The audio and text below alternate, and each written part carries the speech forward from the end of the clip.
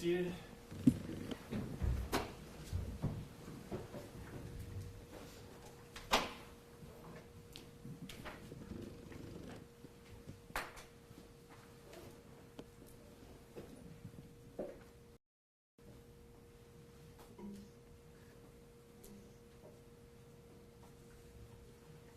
We're on the record in the matter of DO 101 CV 2025-612.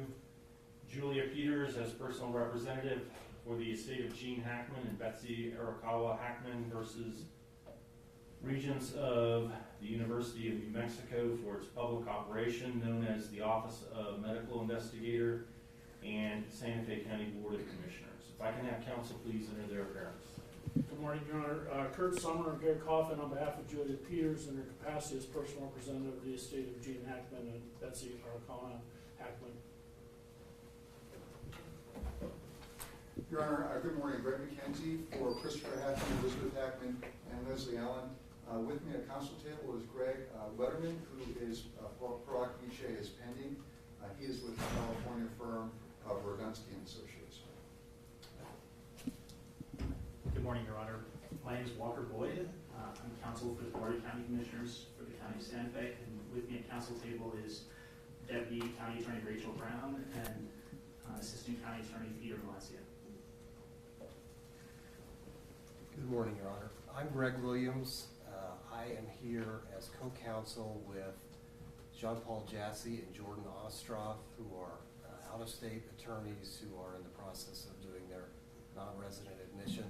I believe that they were going to try to log on to your Google Meet. I'm not sure if they were able or if the court has opened that up or not.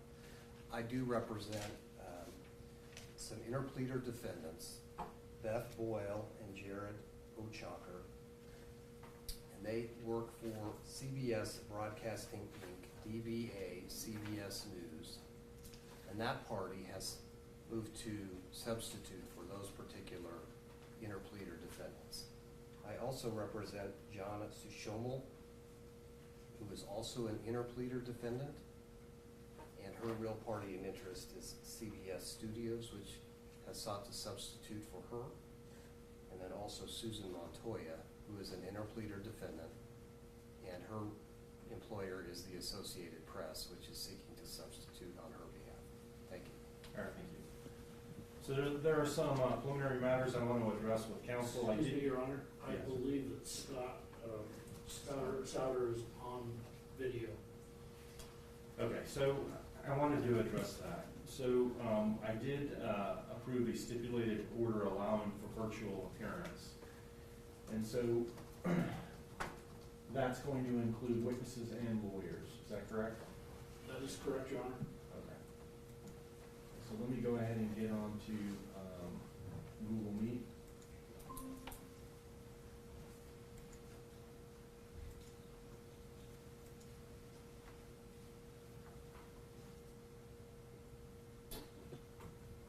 All right.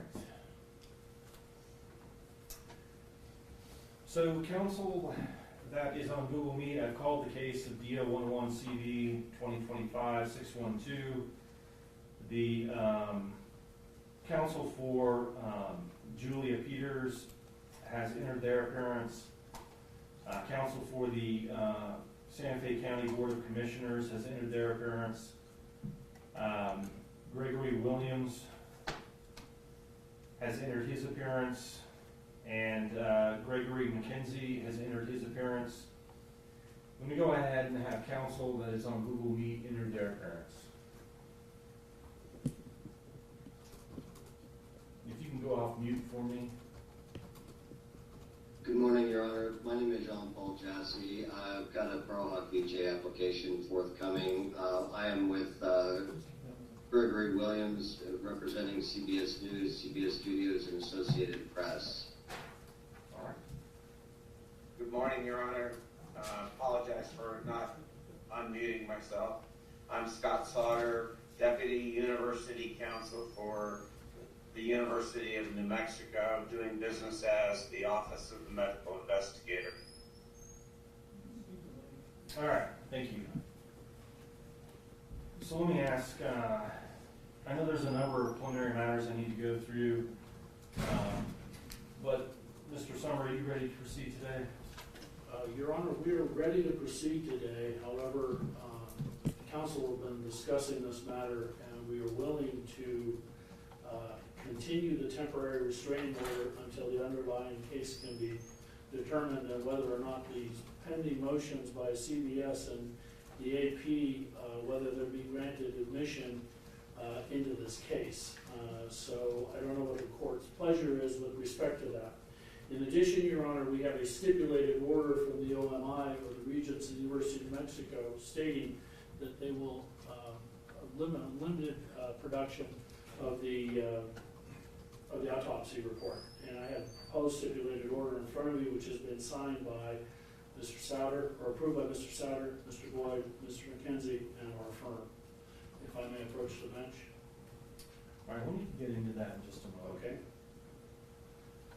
Okay, so let me address the preliminary matters that I had on my list here. So there's a motion to intervene that was filed by Christopher Hackman, Elizabeth Hackman, and Leslie Allen.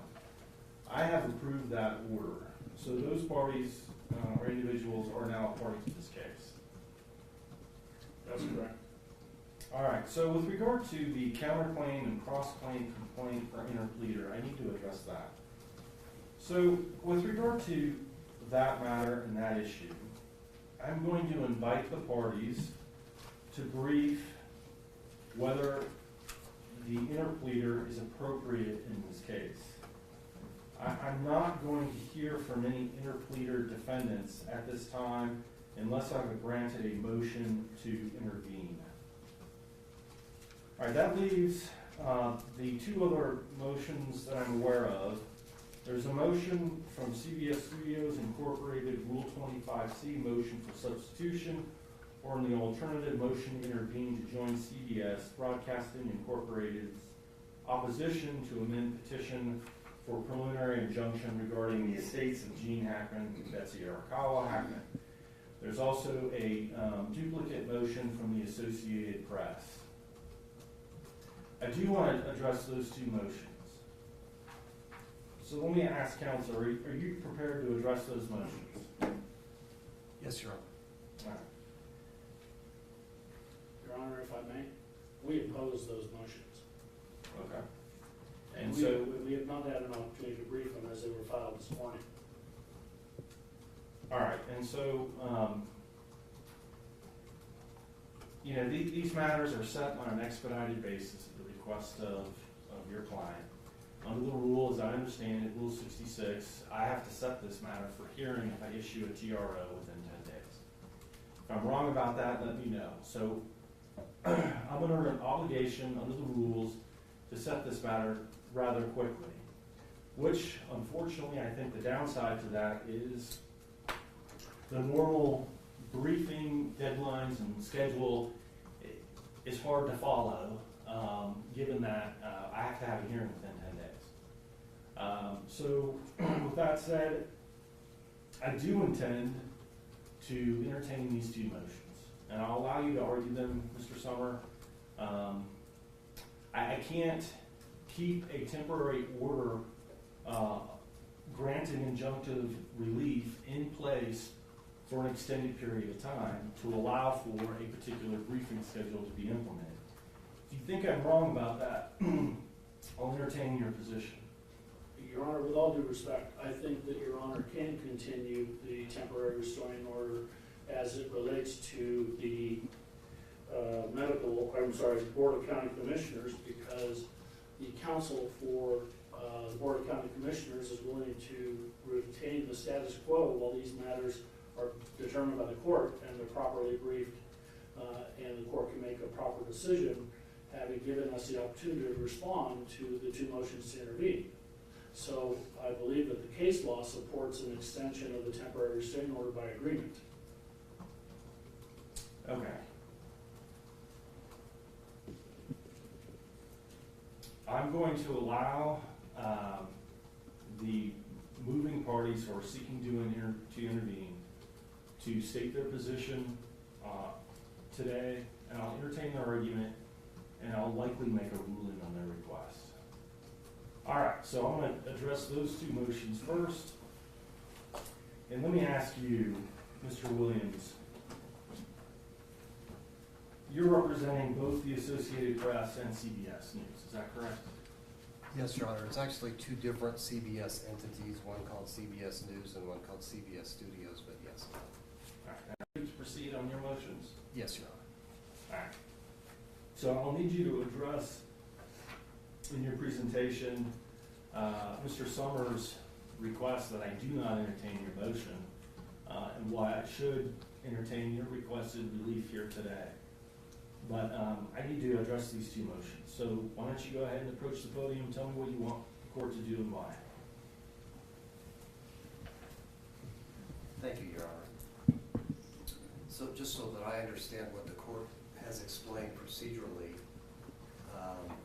we presented our motions, and just for the record, they were filed on Friday and served on all counsel on Friday. I think they may not have shown up in the online court record until this morning, but they were submitted to the court and the parties on Friday.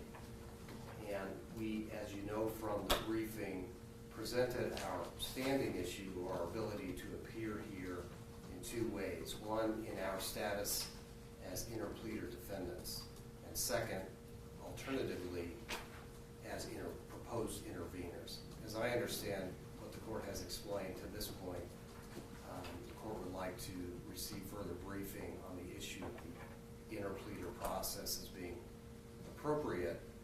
And so what I would understand the court to be saying at this point is our status to appear as interpleader defendants is kind of on hold for now. It's not denied, but it's on hold pending the briefing. And so what I will present to the court is just simply some brief argument about our status to intervene. If I'm wrong, please correct me, but that is how I would like to proceed. You may proceed. Okay. So using our alternative bases for being heard here today and being a part of the case is under Rule 1-024, which is as a party interested in intervening. Just so the court understands the party's status, as you know, at issue in this case, and the subject of the proposed restraining order are public records that relate to police camera and video and OMI records. My clients, the proposed interveners, are members of the media who have submitted requests under the Inspection of Public Records Act to either UNM through OMI or the County of Santa Fe through the County Sheriff's Department, or both. And so they have an interest in the records that the plaintiffs and the Hackmans here are seeking to block access to. So Rule 24 is a fairly low bar in terms of ability to intervene. As the court is aware, under Rule 24A, there's an intervention as of right proceeding. And that is if the proposed intervener has an interest relating to the property or the issue before the court. And that is clearly met here because these specific records that the parties are seeking are records that they in fact have sought and requested and are being blocked here. Even if the test, which I think is a pretty low bar for intervention as of right, is not met, there's also a permissive intervention under Rule 24B, which permits the court to allow a party to intervene if the intervener's interest has a question of law or fact in common with the main action or the pending action. And here that, again, is clearly met because these parties have the same legal interest, the same legal issues are in question as to does IPRA or some other law prevent or permit access to these records.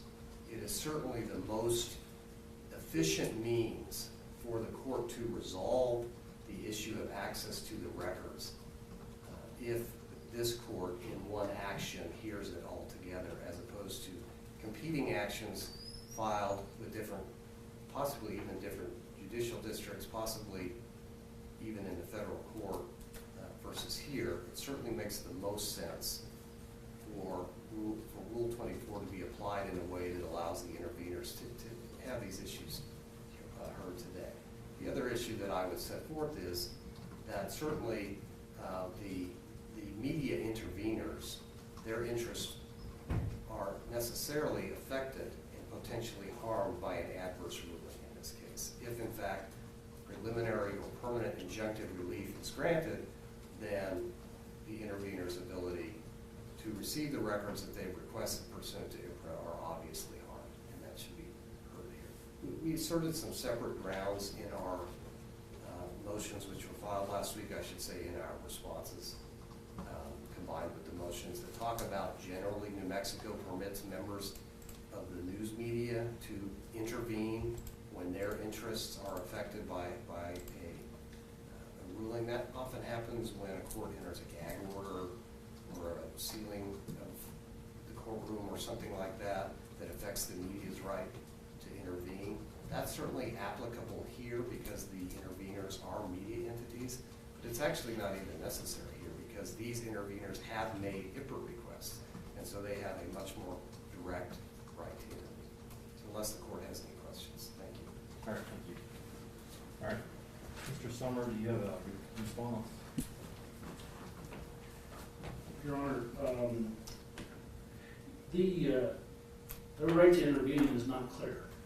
I don't think that the cases cited by them, the New Mexico Associated Press versus Kaufman, gives them an absolute right of intervention. That case dealt with a prison riot case, a murder case, which had great public significance.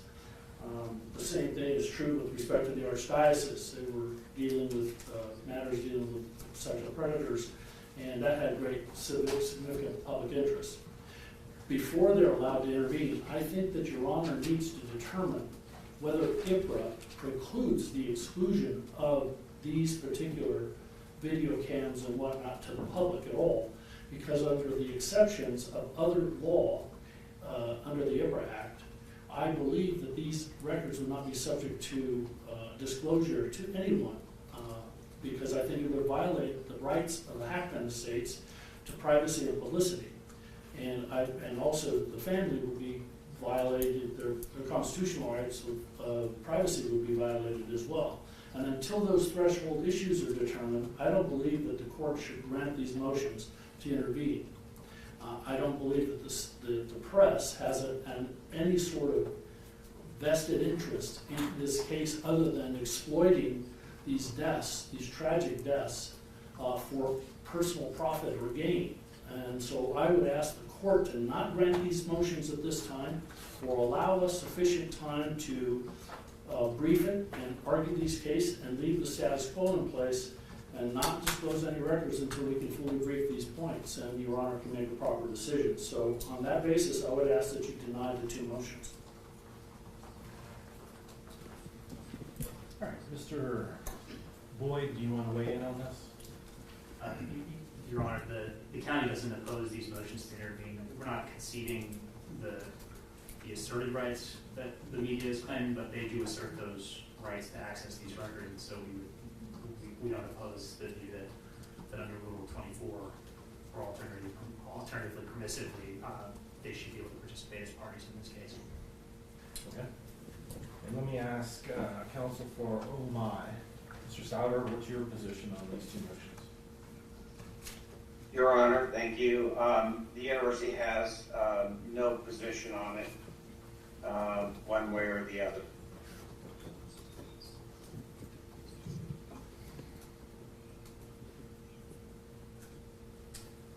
All right, Mr. McKenzie,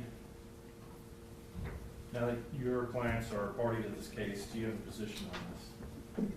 Your Honor, we haven't had a chance to evaluate the motion as we've just been granted leave to intervene. However, I do think that it does make sense to allow time for the issue to be fully briefed.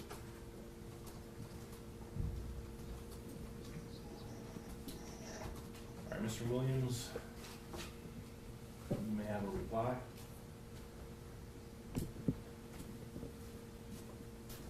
Thank you, Your Honor. I would only briefly state that Mr. Summers' suggestion that the IPRA and privacy constitutional issues be decided first before the court determines whether my clients have the opportunity to intervene would seem to be the opposite of what the law and common sense would require. We want to have the opportunity to participate in the court's decision-making regarding the applicability of those issues, and for that reason, we believe your motion should be granted. Thank you. I'm prepared to issue my ruling on these two motions. I'm going to grant both motions.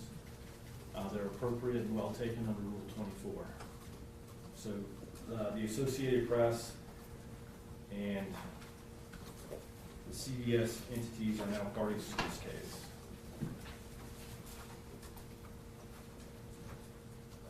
All right, one other issue I wanted to address, and that's the amount of time we have today. So at this point, we have about 3 hours. So Mr. Summer, how much time did you anticipate in this proceeding? An hour and a half, hour and 45 minutes From your case in chief? from my case in chief. Okay.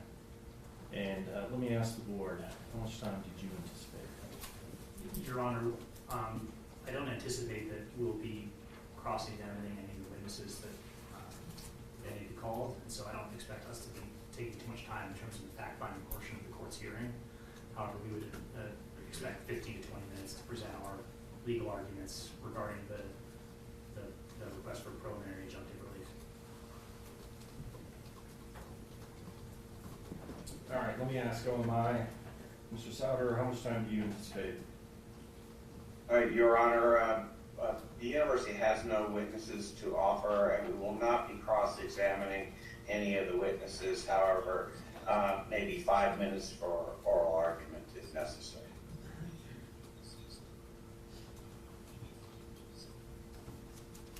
All right, and Mr. McKenzie? Your Honor, our position is the same. We don't have any independent witnesses either. We'll be buttressing what Mr. Summer has to offer.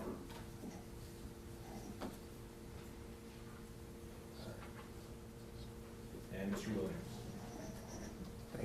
Thank you, Your Honor. We don't have any witnesses to present. In terms of the time spent on cross-examination, it's a little difficult to predict because we don't know exactly what they're proposing to testify to or what the court will allow, but I don't think it'll be extensive. And I think in terms of arguing the motions themselves, 20 to 30 minutes at the most, depending on how the arguments go with the other parties whose positions we may adopt. Okay. Give me just a moment if you bear with me for just a minute. And I'll establish the parameters on time that each party will have.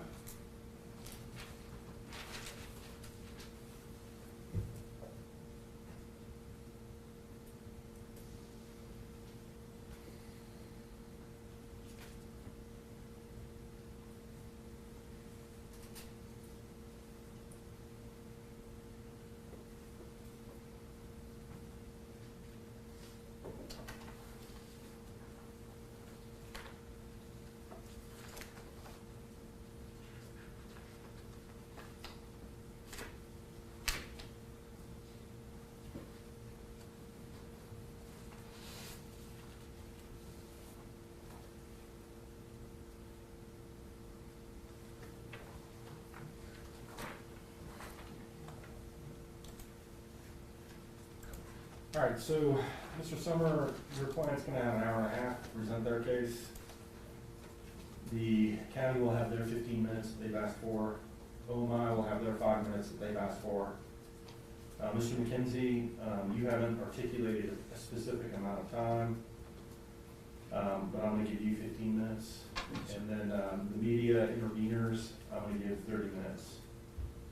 So that'll put us at about 2.5 hours, maybe a little bit more than that, and that'll give me time to make my ruling today. All right, so that's where we're at. Are there any other preliminary matters we need to address before we get into opening statements? I have none, Your Honor. Okay. The board? No, Your Honor. All right, and OMI, any other preliminary matters? No, Your Honor. And Mr. McKenzie, any preliminary matters? No, sir. And Mr. Williams? No, Your Honor, thank you. All right, Mr. Summer, let me hear your opening statement. May it please the court. Your Honor, this case is about a celebrity couple who lived in very private lives in Santa Fe, New Mexico. They took great pains to stay out of the public light. They lived in a private gated community. They lived very quietly in Santa Fe, and unfortunately they died a very tragic death. They would not want to have their privacy invaded by having the tragic deaths exploited by the press. This case raises issues of right to privacy and potential security issues for the estate. Mr. and Mrs. Hackman had an expectation and a right of publicity during their lifetimes and after their deaths. They had a right to control their names, their likeness, and their image during their life, and the estate has the right to control their names, likeness, and images after their deaths. The Hackmans controlled access to their home during their lifetime. The Hackmans never conducted interviews in their home and never provided access to the press to their home. By releasing the video cams and investigative material to the public, the Sheriff's Office will be undermining that control exercised by the Hackmans during their life and the estate's right following their deaths. The disclosure of the videos is simply another way of circumventing the control the estate should retain, as the Hackmans did during their lifetime. The request for the video cam is nothing more than a backdoor exposure to the Hackmans' lifestyle that could not be attained by the press during their lifetime. The petitioner has pending 2 probates, and under the probate code, she has 3 months to conduct an inventory of the estates. By releasing the video cams of the Hackmans' home, the estate will make public an inventory of the home before the personal representative has time to conduct such an inventory. And further, since the probate code does not require the publication of an inventory, the release of the video cams will undermine the private probate process under New Mexico law and in fact violate the provisions of the probate code by the publication of the estate's probate inventory by publishing the video cams. Petitioner is thus seeking 2 determinations: a declaration that the estates of Gene and Betsy Hackman have a right of publicity to protect the name, likeness, and image of Gene and Betsy Hackman. A declaration that Gene Hackman and Betsy Hackman families have a constitutional right to privacy. The essence of this matter is that petitioner seeks a determination as to whether the estate's right to publicity and the family's right to privacy shall be infringed upon by releasing the sensitive items pursuant to the New Mexico IPRA statute. IPRA is a sunshine law intended to disclose misconduct. No misconduct has been expressed in this matter. None. IPRA is about transparency in government action, but it is not an open-ended and does not allow the public and press open access to all government documents and material. There are exceptions. One of the exceptions is under the last exception under the code is under other law. And we would supply the court with other law, being that there's a right to privacy and a constitutional right to control the publicity of the estates. The public does not have an open-ended right to exploit the material for personal gain. And in violation of the privacy rights of the Hackman estates in particular, there simply is no legitimate government purpose for releasing this material at this time. A preliminary injunction is the only proper remedy in this matter. If the requested videos, photos, and cam records are released, the estate has no assurance of how the material will be used. A bell cannot be unrung. Once the images are released, the press will use and abuse these images without assurance. The press will exercise any bounds of decency. There simply is no guardrails to control the dissemination of material once it is released. Your Honor, petitioner seeks a preliminary injunction to protect the status quo. Continuing the order does not in any way harm any party to this action. OMI and BCC face no harm. BCC, if CBS and APA are allowed to obtain the material, there's no guardrail to protect the privacy rights of the estates and the right to publicity, which is controlled by the defendant's estates. Until this court has an opportunity to have a full trial and briefing on the rights of the estate and the rights of the family, there's simply no harm in continuing the order with a preliminary injunction. All we need show is a prima facie case that we have a right to injunctive relief. As Your Honor is well aware, to obtain a preliminary injunction, the petitioner must show that their plaintiff will suffer irreparable injury unless the injunction is granted. The threatened injury outweighs any damage the injunction might cause the defendant. The issuance of the injunction will not be adverse to the public's interest, and there is a substantial likelihood the plaintiff will prevail on the merits. Let's examine each of these points. In BCC's response, it asserts that redactions of the bodies will protect against any harms, and therefore we have failed to show irreparable injury. This is simply not true. As will be demonstrated by evidence solicited from Dan Crone, this display of the cams in total could cause great harm and security interests to the estate. The estates will suffer irreparable injury if the videos are allowed to be shown, because once they're shown, they're out in the public for public use and public consumption in any manner they deem appropriate. The estate will be injured as the images and the videos will depict the interior of the home, will display the interior contents of the home, ingress and access points for the property, locations of certain items, and will be subject to the estate to unnecessary expense to secure the property.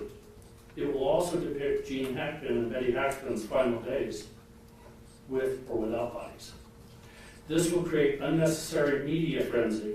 Further, and as dark as this may be, Your Honor, the images and videos have monetary value to the press.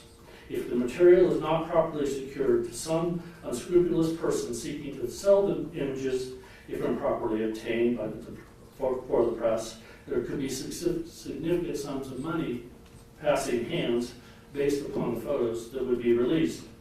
Future documentaries and movies about Gene and Betsy Hackman's life are understandably forthcoming.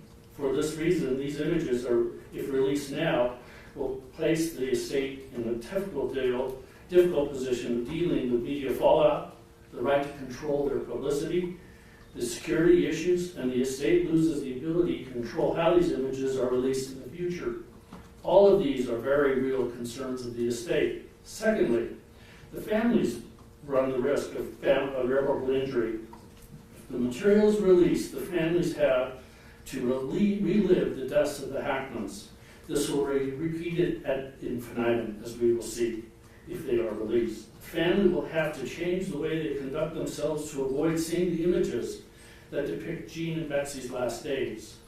Samuel Warren and Louis Brandeis wrote at the turn of the century in The Right of Privacy, under 4 Harvard Law Review 193, that cameras and mechanical devices promise to make what is whispered in the closet available to the public. Thus, the concept of the right to be alone is conceived. Little did these authors know how this statement would become later in life, as the turn of the 20th century did not know of the internet and social media. Releasing the material will offend the community's sense of fair play and decency. Consider the case of Rochen, which is the U.S. case, United States Supreme Court case 342, U.S. 172, and the Favish case. In Favish, the court stated, quote, "The public exploitation of death images degrades the respect accorded to families in their time of grief." 2, with respect to the second prong of our obligation to be met, threatened injury outweighs any damage the injunction might cause the defendant. Until the underlying legal issues are determined, neither the OMI nor BCC nor the media that's now been admitted will suffer any financial damage or harm by waiting until this matter is fully argued and litigated by the parties. There will be no damage financially to anybody by waiting and determining these legal issues. BCC asserts injunction is overly broad due to the language disclosing through EFRA or other means, expresses concerns about disclosure of documents to federal investigators. If there's a concern about the federal investigation or any federal investigation of these documents, I think they could be separately addressed or they could be brought before the court in a separate motion. other means is that we are seeking to try to have these documents secured in a proper way. The BCC has proposed that the court hold the documents and decide whether to determine them.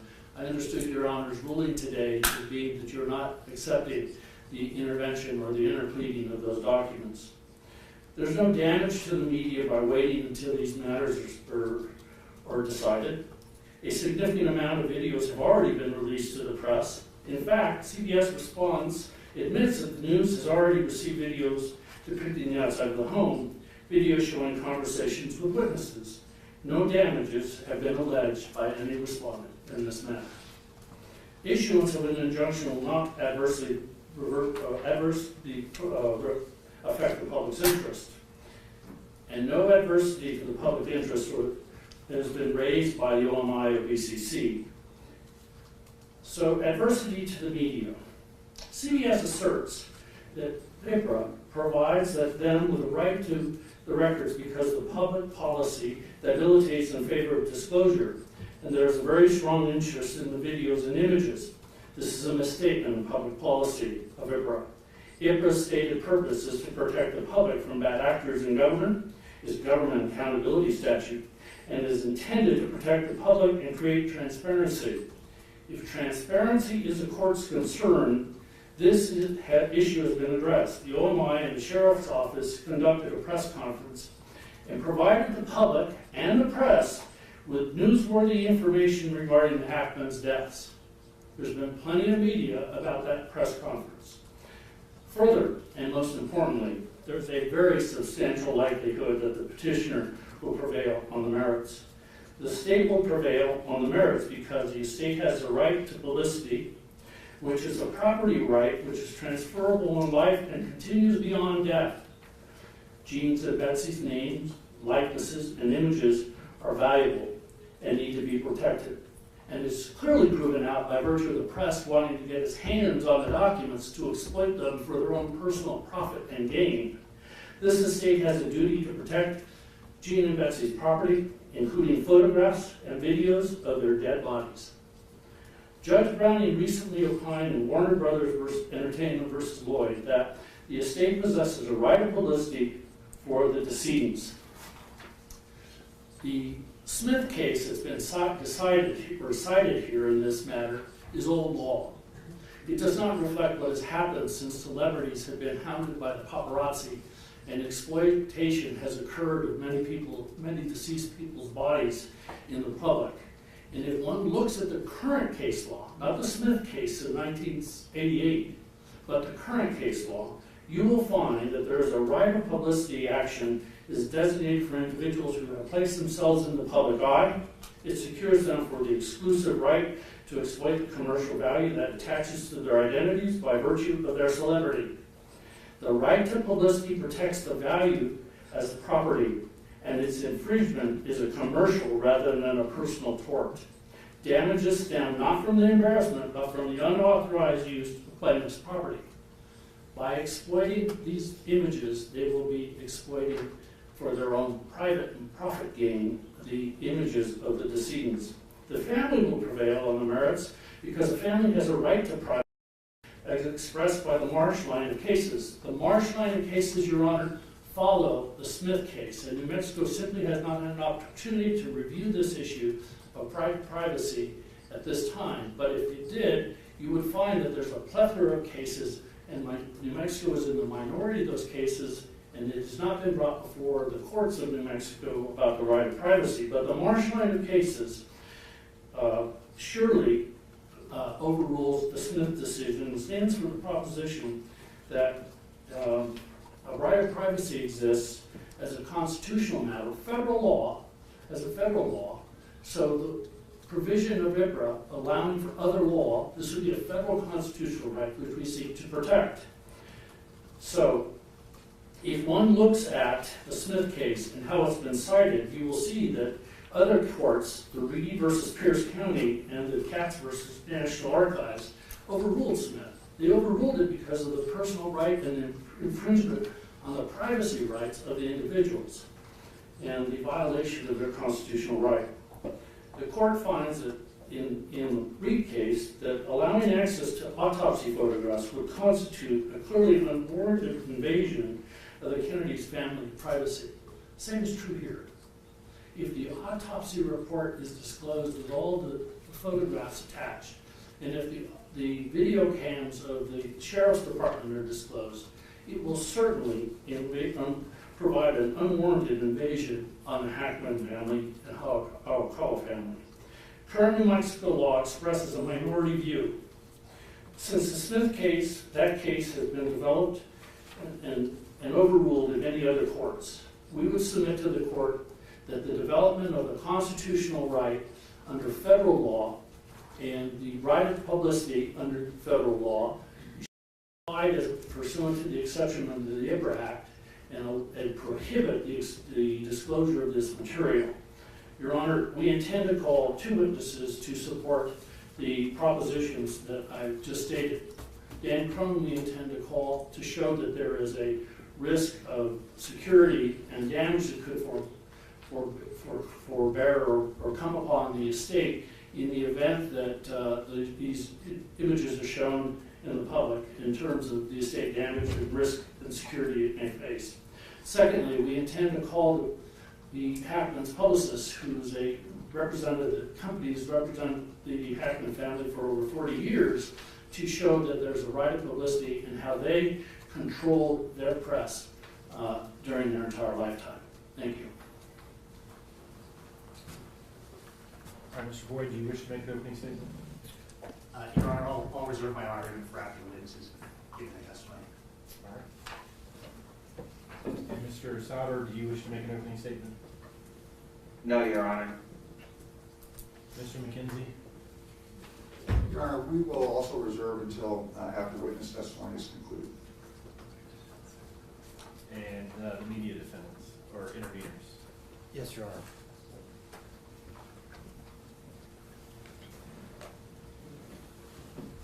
Thank you, Your Honor. In the interest of time, I think I will reserve much of my argument until later in the proceeding, but I would like the opportunity to just briefly address some of the statements made in Mr. Summers' opening statement. This is, in fact, a motion for injunctive relief. It is, of course, the burden on the party seeking injunctive relief to prove each of the elements set forth in the four-part test for injunctive relief.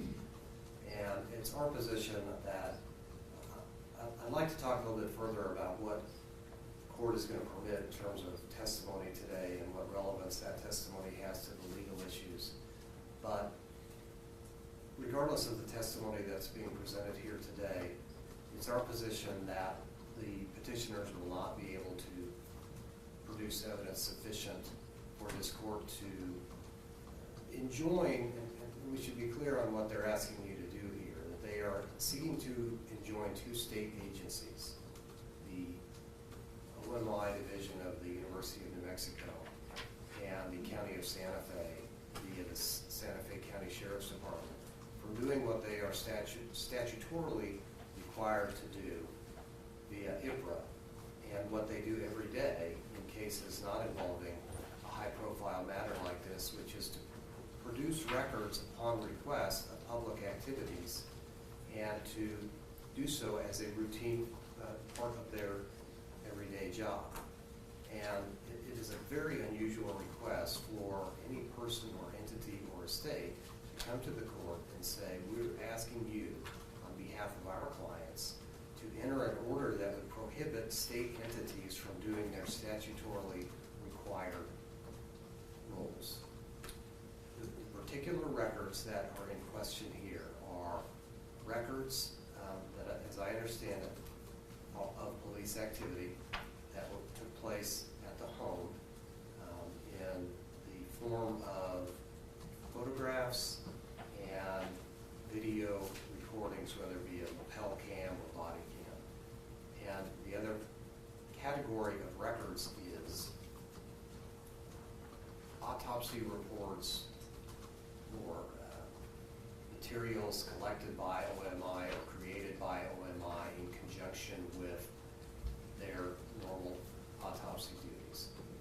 And it would be these are records that are, first of all, routinely produced by these entities in response to IPRA requests, because that's what IPRA requires. Second of all, in terms of the policy interests that are at play here as to whether these are sorts of documents representing police activity, representing OMI activity, representing public actions, are the kinds of records that should be disclosed. Our legislature is, of course, the entity that primarily, well, that is the entity that makes that decisions, has already weighed the public access concerns in determining that those are not exempt from IPRA, and therefore has already made the determination, presumably weighing all of the privacy interests being asserted here, and determined that those are matters of public record. The issue that's being raised here is petitioners are arguing to the court that, in fact, IPRA does not apply. And that's because there is a privacy right arising from the federal constitution that trumps IPRA. We're not disputing that the federal constitution falls within the as otherwise provided by law exemption to IPRA. That if there is a constitutional right that trumps IPRA, in fact, IPRA does not apply. But the evidence in the law in this case is going to demonstrate that, in fact, no such right exists in New Mexico in a way that trumps IPRA. And if it did, these entities or persons that are before the court do not have the right to, they do not possess the rights, privacy rights necessary to overcome that. Again, I said I'd be brief and I already went longer than I thought, and I'm not going to go into every detail. But it is clear, first of all, that these records are, in fact, not exempt under IPRA. And as to whether or not these entities have the privacy rights necessary to trump that is what the court will need to determine. And we've set forth in our opposition filed last week that, in fact, to the extent the estate is the petitioner, and up until this morning that was the only party seeking relief, that the estate, in fact, does not possess the right of privacy that's being asserted here, that that particular right of privacy does not pass when a person becomes deceased. Under the law, the right to privacy passes with the deceased. It does not carry on. Now, the petitioners are now raising some maybe alternative arguments or different arguments that it has to do with an interest in name or likeness or something to do with the property that the probate code would cover. I do not think that that is applicable. I do not think that they can demonstrate that that rises to a constitutional level that would overcome IPRA in this case. As to the claims being raised now by the new interveners, which are family members, as I understand it, they too do not possess those particular privacy rights that they can provide on behalf of or in lieu of the deceased parties. And I think that Mr. Summer, of course, seized on the key case here, which is Smith versus City of Artesia, and a related case called Lucius versus Curtin, which is from the 10th Circuit, interpreting New Mexico law, which say that the right of privacy does not survive. And so their argument is that those cases from another era or somehow don't apply. But what's clear is certainly the Smith case is still New Mexico law, and we do not believe that the petitioners will be able to demonstrate that that case law should be ignored and that the court should find this right of privacy in a way that frankly defies New Mexico law as it stands at this point. I'm not going through each of the preliminary injunction steps, the 4 steps, but I think that this goes most prominently towards the 3rd step, which is whether or not the petitioner has a strong likelihood of success on the merits. Because we do not think that. We do not think either the law or the facts eventually will demonstrate that they can win on the merits. For that reason, the injunctive relief should be denied. Thank All right, Mr. Summer, if you would call your first witness. Mr. Conklin's gonna call Dan Crone and direct exam. Your Honor, may we be heard on this before the witness testifies? What is your objection? I don't want to take too much of the court's time, but we do have a document that was filed by the petitioners, I think it was last week, although we didn't make it to the court file till today, so I saw it today. That gives a little bit of information as to what Mr. Crone is prepared to testify to. And as I understand it, it's in the mode or manner of expert testimony as to, as he described it, the role of, well, I'll leave it to them to describe it exactly. I don't really understand what issue it goes to.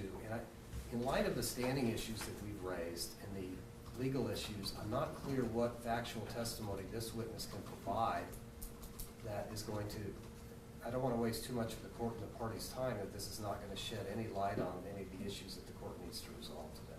I'd just like to lodge that objection and maybe ask the court for to ask the petitioners for additional information as to what information is going to be provided by these witnesses.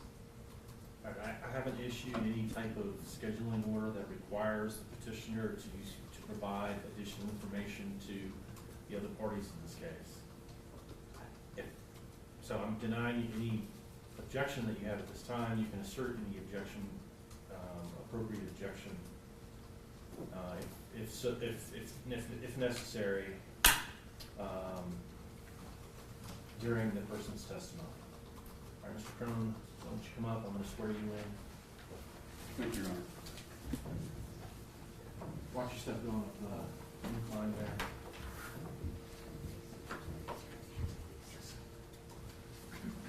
Or do you swear or affirm that the testimony you will give in this case will be the truth, the whole truth, and nothing but the truth on account of the law?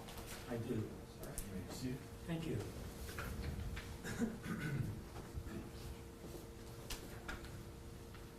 Good morning, Mr. Crone.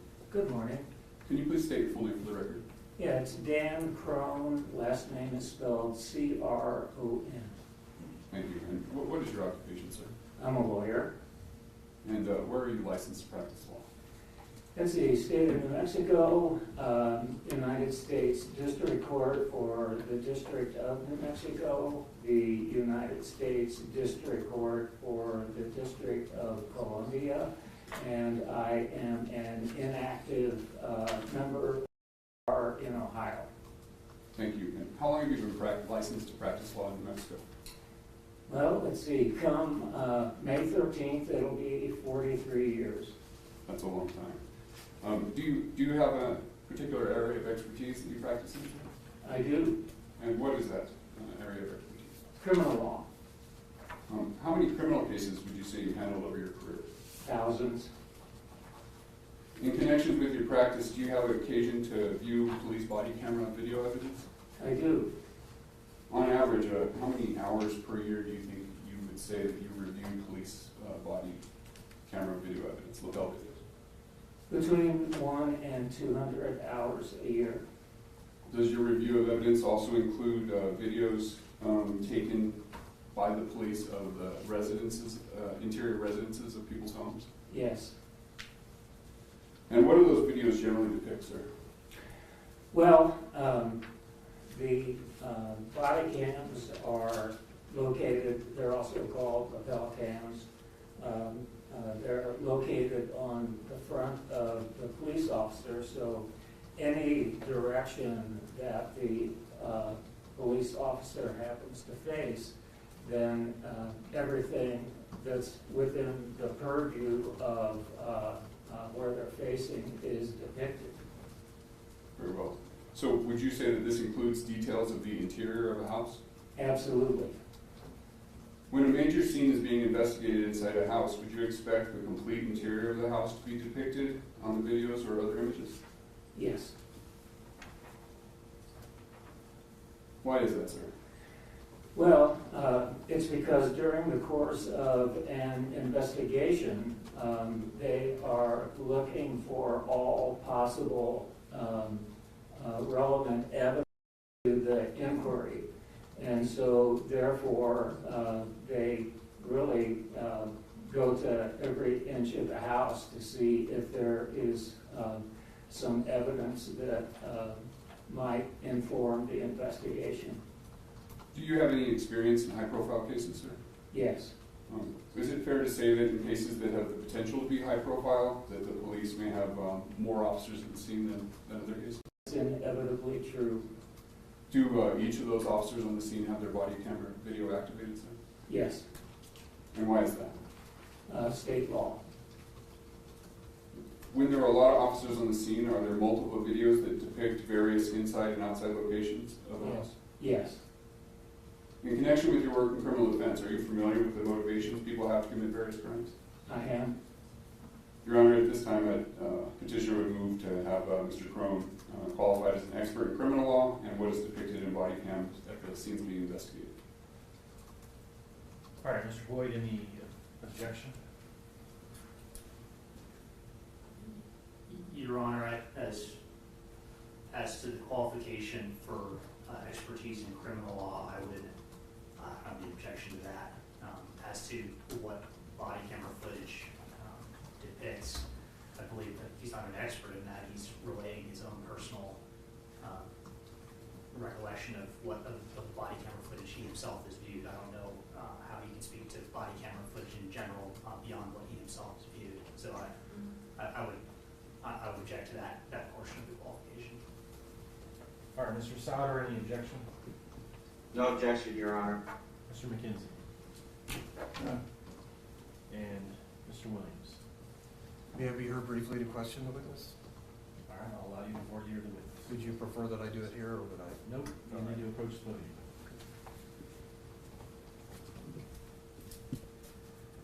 Morning, Mr. Crone. Good morning. I'm just going to ask you a few questions. Sure. As I understood your testimony, you were not at the scene of any of this particular police investigation, is that correct? For the Hackman estate? Yes. That's correct. Have you seen any of the photographs or the camera footage regarding this particular investigation? No, well, nothing beyond what's already been disseminated. Okay. So in terms of what the petitioners are seeking to keep from the public, in this case, you've not seen anything, is that correct? That's correct. And have you spoken with anyone who has reviewed those materials? No, Have you spoken with any of the police officers who did the particular investigation or made these recordings? not on this case, no. Those are all the questions I have. Thank you. All right, so do you have any objection to qualifying this witness as an expert in criminal law and lapel camera footage?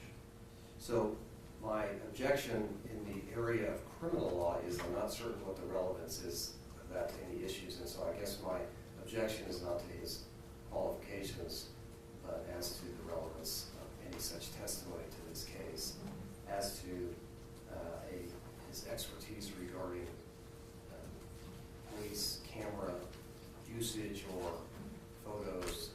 He's not demonstrated that he has any particular knowledge in regard to this case, and therefore his testimony would not be of any particular use to the court. Thank you. All right, so I'm going to qualify this witness as an expert in criminal law. With regard to the second prong of that request and denying the request, the relevancy issue, I'll give it the weight that it deserves, the testimony the weight that it deserves in making and rendering that final decision. All right, you may continue. Thank you, Your Honor. Mr. Crone, I want to ask you some questions concerning the estate of Gene Hackman. Based upon your knowledge and expertise, do you have any concerns about the release of to the public of the body cam videos and photographic images taken during the investigation? Yes, I do.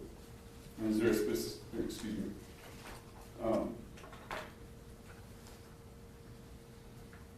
is there a specific case that you've had that raises concern regarding these images and videos? Yeah, there is a case that I think has applicability, yes.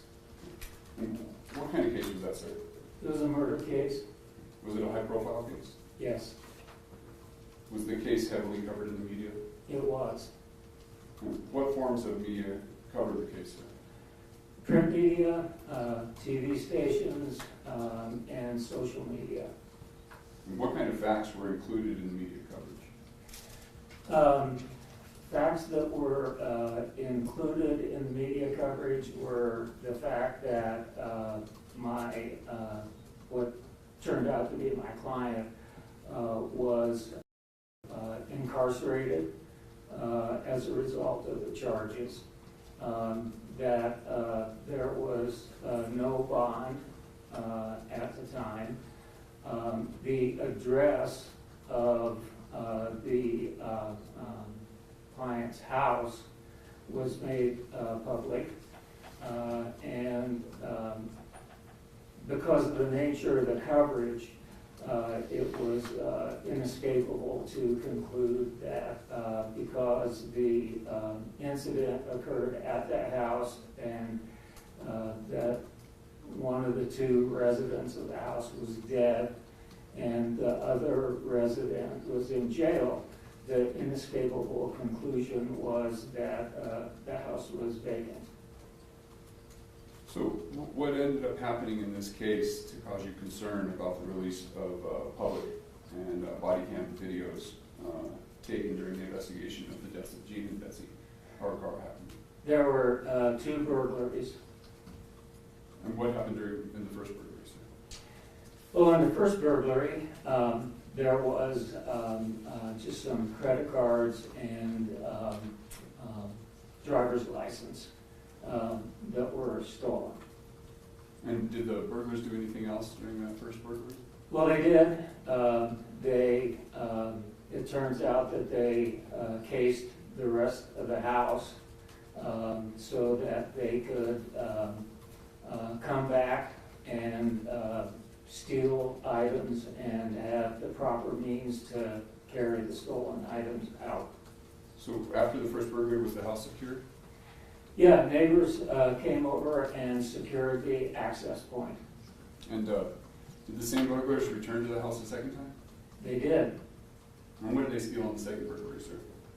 Well, after they broke in, they stole several $1,000s worth of goods, and they also stole a van that was handicap equipped for a wheelchair.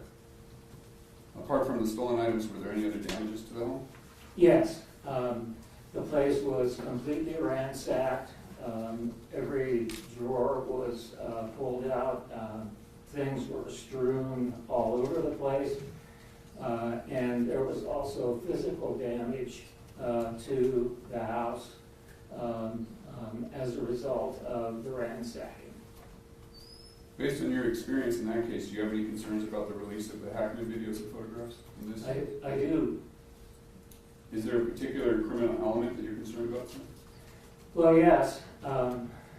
It's no secret that Santa Fe has a significant drug problem. There's a lot of drug trafficking that goes on.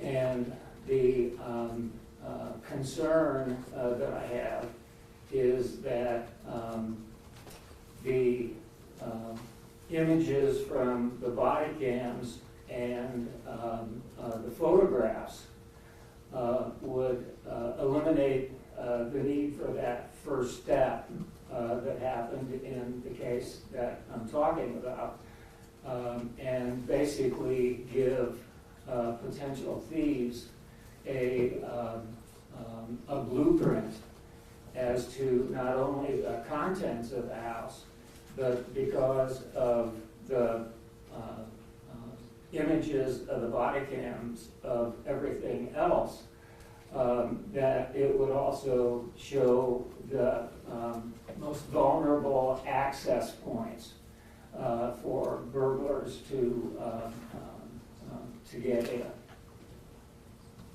Mr. Crum, are you aware of any other instances where high-profile individuals' houses were burglarized? I am. And what do you know about those cases? Well, they were highly publicized last year during the course of the NFL season, when it was known to burglars that the homes of Patrick Mahomes, Travis Kelce, and Joe Burrow, and some other NFL stars. Of course, it's known when they're playing away games, and their houses were broken into, and the last account that I saw was that $2 million worth of their property was stolen while they were away. Do those cases affect your concerns about the potential for criminal activity taking place inside the Hackman home?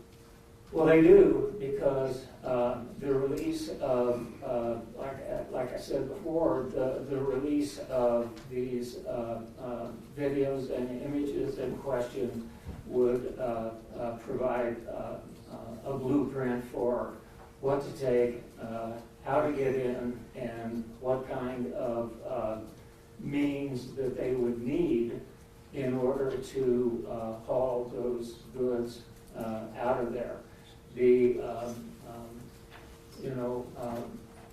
With one of your previous questions, what happens with the drug traffickers is that they steal items and then sell them for pennies on the dollar to gain money for the drug activity. And in this particular case that I had, this van that was specially equipped was sold for $500 and some drugs. And, it was apprehended by an alert sheriff's deputy who saw the vehicle at the getting gas at the Smith's at College Plaza. Then once that the driver who had purchased it was apprehended, that then opened up the investigation that ultimately caught the people who were involved. And Mr. Crone, last question. Would you say that the release of these photos and videos would cause irreparable harm to the estate, leading to damages? Objection, foundation. Overruled. Would you ask the question again? Yes. Would you say that the release of the photographic and video evidence collected by Sheriff's Office and the OMI, I guess, well, let's just stick with the Sheriff's Office, would cause irreparable harm and lead to damages to the estate? I do, in the case that I had, because of the nature of how these goods are disposed of by the criminal element. The only thing of the thousands of dollars worth of, things that were stolen out of the house, the only thing that was recovered was the van itself. But like I say, there were thousands of dollars of other items that were stolen that, just evaporated, and you couldn't get them back. Thank you for your time today, Mr. Crone. That's all the questions I have. All right, Mr. Boyd, any questions? Just two questions. All right, if you can approach the podium for me. Good afternoon, Mr. Crone. Did I hear you? I want to confirm your testimony during voir dire. You testified that in your experience, police officers generate lapel camera footage and videos during police activities, and that's as a result of a duty under state law. Is that correct? Yes. And with respect to the client you related, the experience that your client had with a house that was left unoccupied, you said that the damages that were suffered were in the form of theft and burglary to the inside of the house. Is that correct? Burglary of goods inside the house? Well, and damage to the house, from both the break-ins and the ransacking. And the theft of a van? Yes. no further questions, Your Honor. All right, Mr. Souter, any questions? No, Your Honor. And Mr. McKenzie? Yes, sir.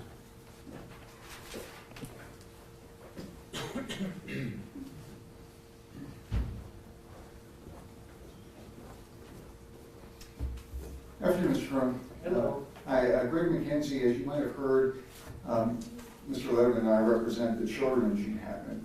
I have a few questions for you. So I heard you in your direct examination testify that in your experience you would expect there to be multiple lapel cam recordings. Is that correct? Okay. And just so I'm clear, that's because every officer responding to this scene would have been wearing a lapel camera, correct? Yes. Okay. And then in connection with that, I take it your testimony is that you would expect to see many images of dead bodies in this case, correct? Your Honor, if I may object on the grounds that the court has already excluded his testimony as an expert on this particular topic. I'm going to overrule the objection. Thank you, Your Honor. Based on your experience as an expert in criminal law, is it your testimony that you would expect to see multiple images of dead bodies in the videos and lapel cams? Absolutely. And as an expert in criminal law, what is the purpose of, what would be law enforcement purpose in documenting the dead bodies at this residence? Well, it would be as part of the investigation to determine things like, was there foul play? What was the position of the bodies? What surrounding the bodies might inform how things occurred, things like that. And so in your professional opinion as an expert in criminal law, is it your opinion that the activity of law enforcement at the residence on this day was a law enforcement activity? I would describe it as a law enforcement investigation. And so therefore, the videos that result are law enforcement records, correct? Yes. What is your experience with respect to audio recordings that go along with those? So, and without getting terribly gruesome, but do the lapel cameras also record audio? Yes.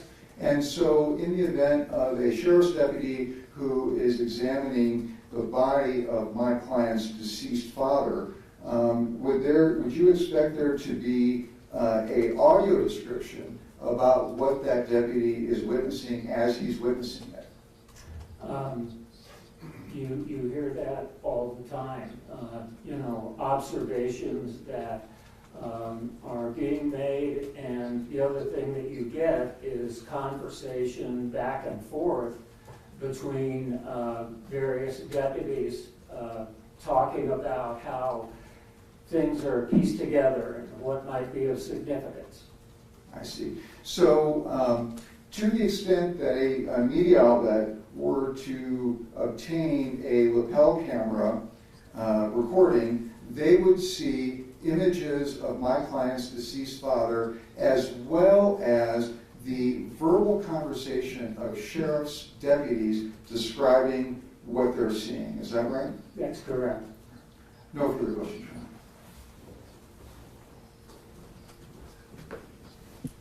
Mr. Williams?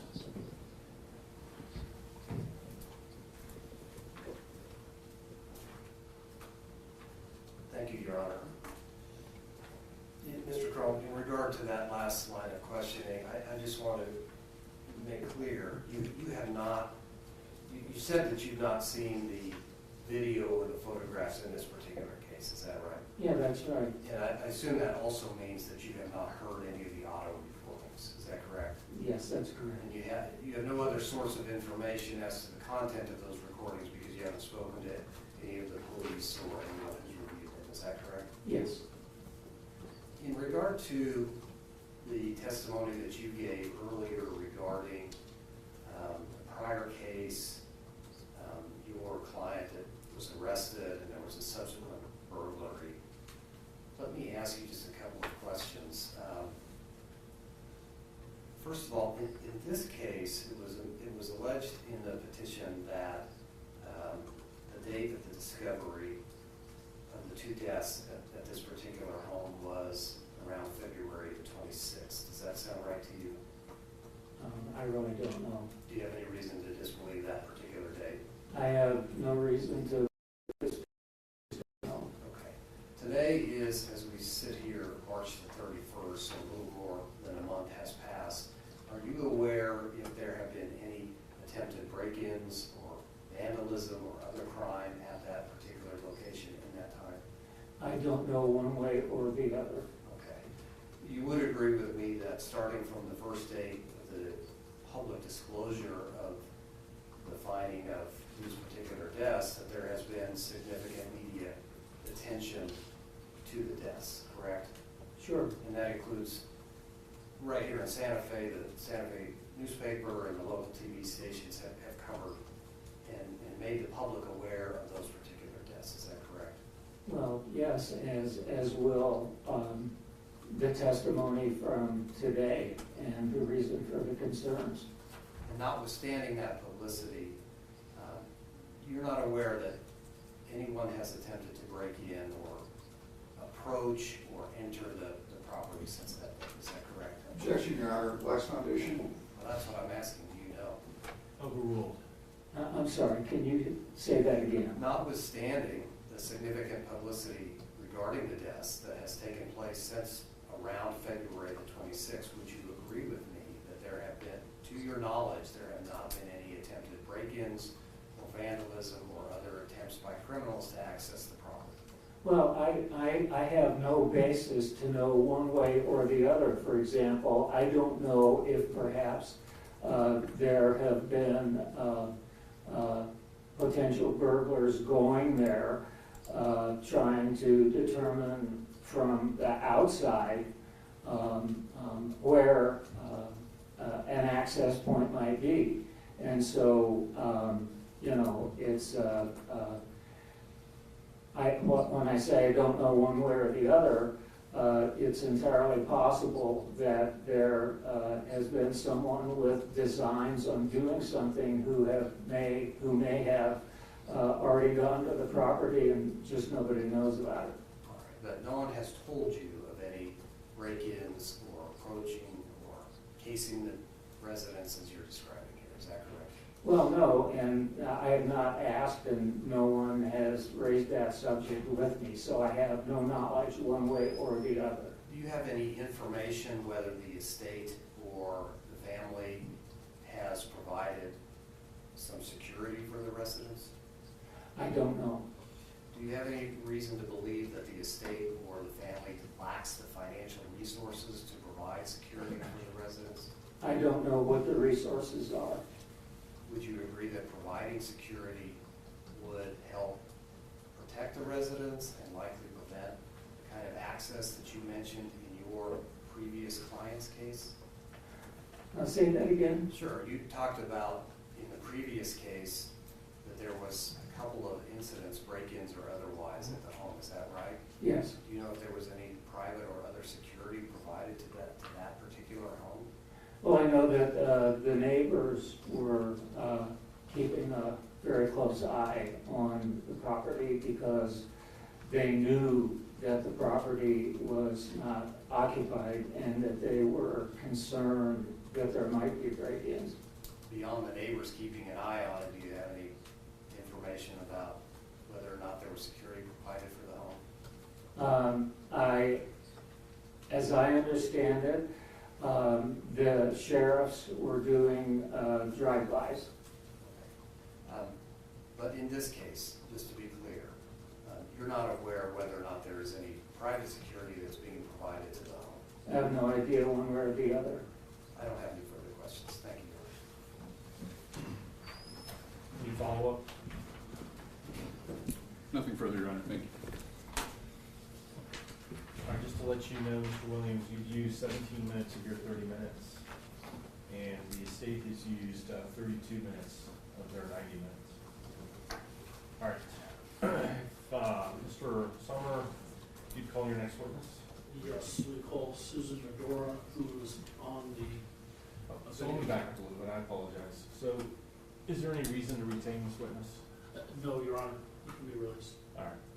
And let me ask, County, any reason to retain the witness? No, Your Honor. And Mr. Sauter, any reason to retain the witness? No, Your Honor. Mr. McKenzie? No, sir, he could be excused. That's fine, Your Honor. All right. So, Mr. Crone, you've been released as a witness. You're free to go. Thank you. Thank you. All right. Mr. Summer, you would call your next witness. Yes, we call Susan Medora, who's on the video camera. All right, so Ms. Medora, is it Ms. Medora or Ms. Medora? Medora. All right, Ms. Medora, if I can maybe raise your right hand for me. Do you swear or affirm the testimony you will give in this case will be the truth, the whole truth, and nothing but the truth under penalty of law? I do. All right, you can go ahead and put your hand down, and you may proceed. Thank you, Your Honor. I think it's still morning. Good morning, Ms. Medora. Can you please state your name for the record? Susan Medora. And Ms. Medora, what do you do for a living? I am a publicist. And if you don't mind, can you please tell the court the name of the company you work for? It's called Gutman Associates. And what does Gutman Associates do? We do entertainment publicity. And what is your title at Gutman Associates? Currently co-CEO. And how long have you been associates? 27 years. Ms. Medora, did you know Gene and Betsy Hackman? I did. And how long had Gutman Associates represented Gene and Betsy Hackman for? Excuse me. Yeah, we've represented Gene since the beginning of his career, so about 60 years. Can you briefly tell me about the Hackmans? What were they like? Yeah, they were lovely, kind, wonderful, funny, private. Gene was a little shy and reserved until you got to know him. Betsy was wickedly funny. She had a really, really wonderful sense of humor. You had said that you've worked for Gutman Associates for 27 years. Yeah. Did you work with Gene and Betsy for the entire 27 years? Yeah. Yes, Teresa. Can you tell me, was privacy important to them? Yes, very. Do you know how long the Hackmans resided in Santa Fe for? They moved there before I started working with them, so I would assume sometime in the 90s. Do you know why the Hackmans chose to live in Santa Fe? Yeah, Gene made a movie in Santa Fe and really fell in love with it. He liked that it was remote and private, and he could have his anonymity there. He also, at that point in his life, had started painting, and he enjoyed that he could really experience an artist's life in Santa Fe.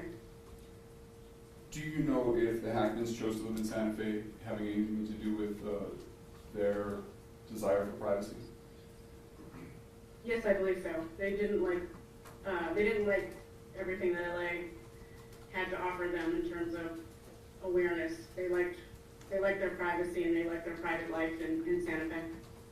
Do you have any brief stories that you could tell the court regarding any affirmative steps that Mr. and Ms. Hackman took to protect their privacy? I do. I remember a couple of years ago, Betsy called. She wanted to let me know that they were buying a piece of land because Gene liked to ride his bike there, and he wanted the privacy of being able to ride his bike without anyone, following him or observing him. But she wanted me to let me know. She wanted to let me know specifically because the property is adjacent to the city dump, and she wanted me to be aware if anyone called asking why Gene Hackman lived at the dump, what it was about.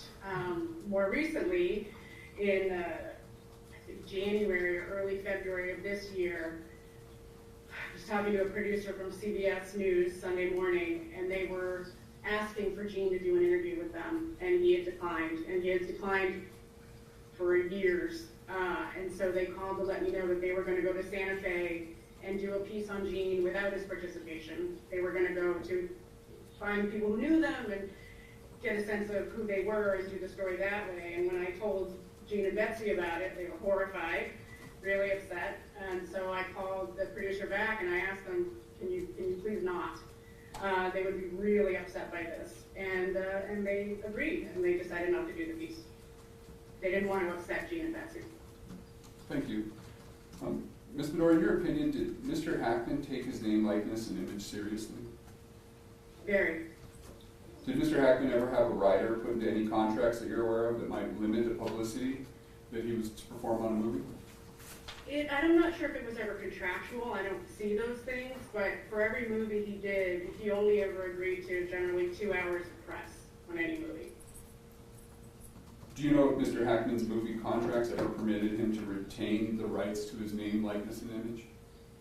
I believe they did, yes. Like, for instance, if any entity wanted to use a clip of Hoosiers in which Gene appears, he has to approve that first.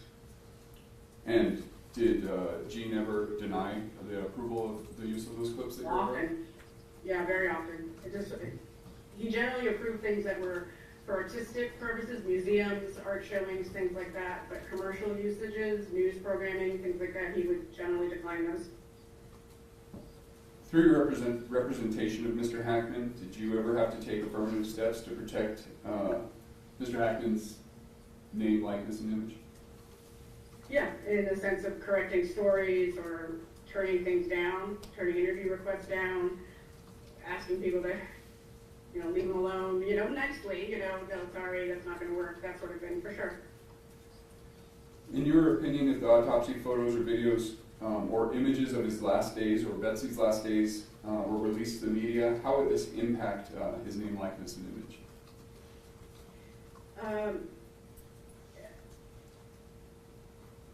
It's interesting. It's an interesting question. I think that for anything like that to be out in the public, any entity can use it however they want, in perpetuity, and that's not something he would have never agreed in his life for that to happen. So why would we think he would agree to it in his death? Can you tell me what steps your firm would generally take to counter negative publicity for a client? Yeah, it would sort of be an all-hands-on-deck situation, really time-consuming, reaching out to every single media outlet, responding to every reporter, which is time-consuming. Do you believe that the autopsy photos or videos and images of Mr. and Ms. Hackman's last days have any economic value if leaked to the press? Objection, Yes. variation. All right, overruled. Can you repeat the question? I think you answered it, but I will repeat it. Do you believe that the autopsy photos or videos and images of Mr. and Ms. Hackman's last days have any economic value if leaked to the press? Yes, for sure. People could create movies, podcasts, anything, and they could monetize it. And in your opinion, do you believe that the release of certain images and videos would negatively impact Mr. and Ms. Hackman's name, image, and likeness? Yes, I do. Or is it this time around? All right. Let me ask the county. We had no questions for this witness. And OMI, any questions? No questions for this witness. Mr. McKenzie, any questions? No, sir. And intervening media. No questions, Your Honor.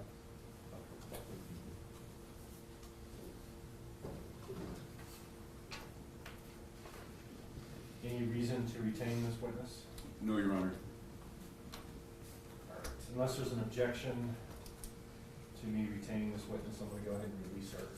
Any objection from anyone? You're on. All right. Ms. Medore, you've been released as a witness. You're free to go about your business. If you want to stay on Google Meet, you're free to do so. But if you wish to disconnect, you're free to do so as well. Great, thank you. Thank you for your time today. All right, let me ask, Mr. Summer, any other witnesses?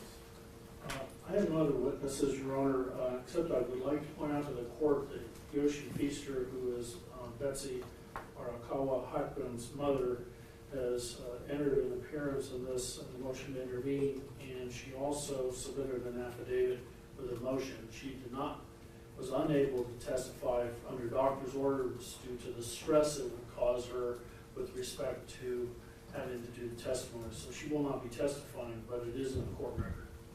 Okay. And that concludes our presentation as to evidence, Your Honor. All right, thank you. Thank you.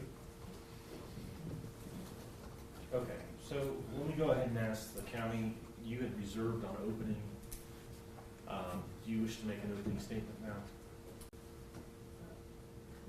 Your Honor, I guess you could call it a closing statement. I think I'd like to make my legal arguments vis-a-vis the evidence in the context of a closing statement. We don't have the evidence to present beyond what's set forth in our response to the petition. Okay. No other evidence from you. All right, Mr. Sauter, you indicated that you weren't calling any witnesses. Is that still the case? That's correct, Your Honor. And do you reserve on an opening? I guess you reserve, so but you're not presenting any evidence. That's correct, Your Honor. Okay. Mr. McKenzie, any evidence? No, sir. Like the county, we like the ability to address the court with our legal points, but that's all. Okay. And media interveners, any evidence that you wish to present? No, Your Honor.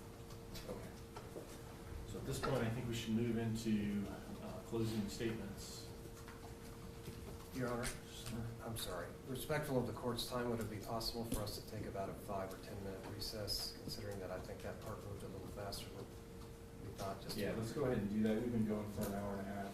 Maybe now would be a good time to take a break. So you all will be back in the courtroom at, let's see, 1:15, and we'll reconvene. Thank So you. we'll be in recess.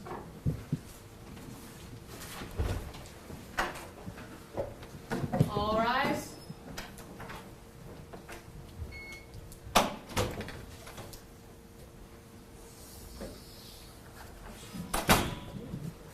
All rise. You may be seated.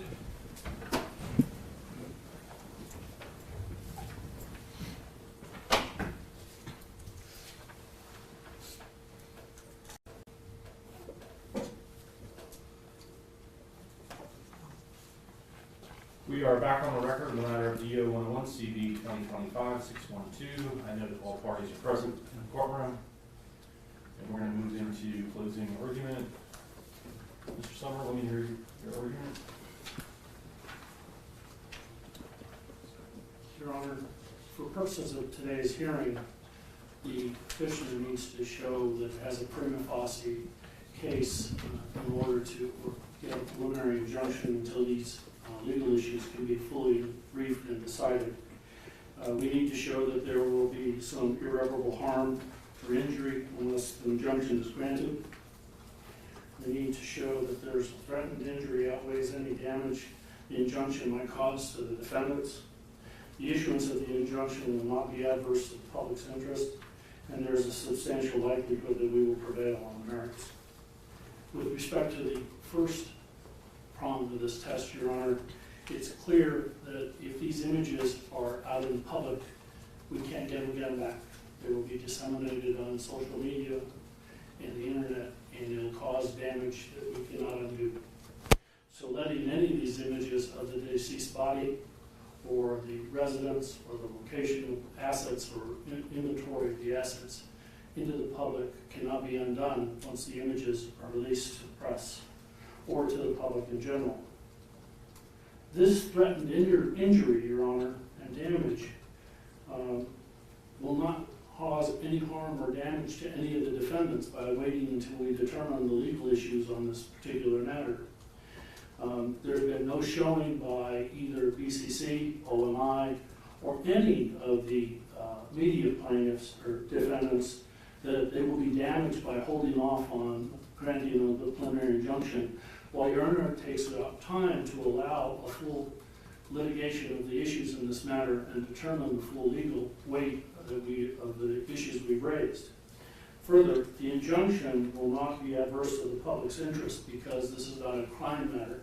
It's not some issue of nefarious activity by the sheriff's office, and there's no issue of public interest other than pure interest to see what these bodies look like, what the house looked like. Things that could not be known except by showing the video cam of the scene of the scene or the complete autopsy report that has been prepared by the OMI. We think there's a substantial likelihood to prevail on the merits in this case for the simple reason that we think there's a right of publicity. We think that the right of publicity is established. If I could, Your Honor, approach the bench. All right, if you can show opposing counsel I've given opposing counsel a copy of the case, Your Honor. Okay. Yeah, I've seen discussion. It's a fairly recent decision, Your Honor.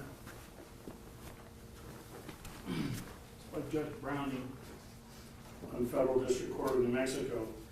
But the critical thing is that Judge Browning found in this particular case that there's a right of publicity in a decedent and that it is inheritable or can be passed on. And the interesting thing is, in this particular case, we think this sets the law in New Mexico today and should be recognized by this court, and not concerning the Smith case, which dealt with a civil rights action solely dealing with whether the decedent who was deceased had a right of civil rights action under the Smith case. Very different from the one in this case. The decedent in this case, both of them, valued, as we saw from the testimony from Ms. Bedora, that they valued their right of privacy.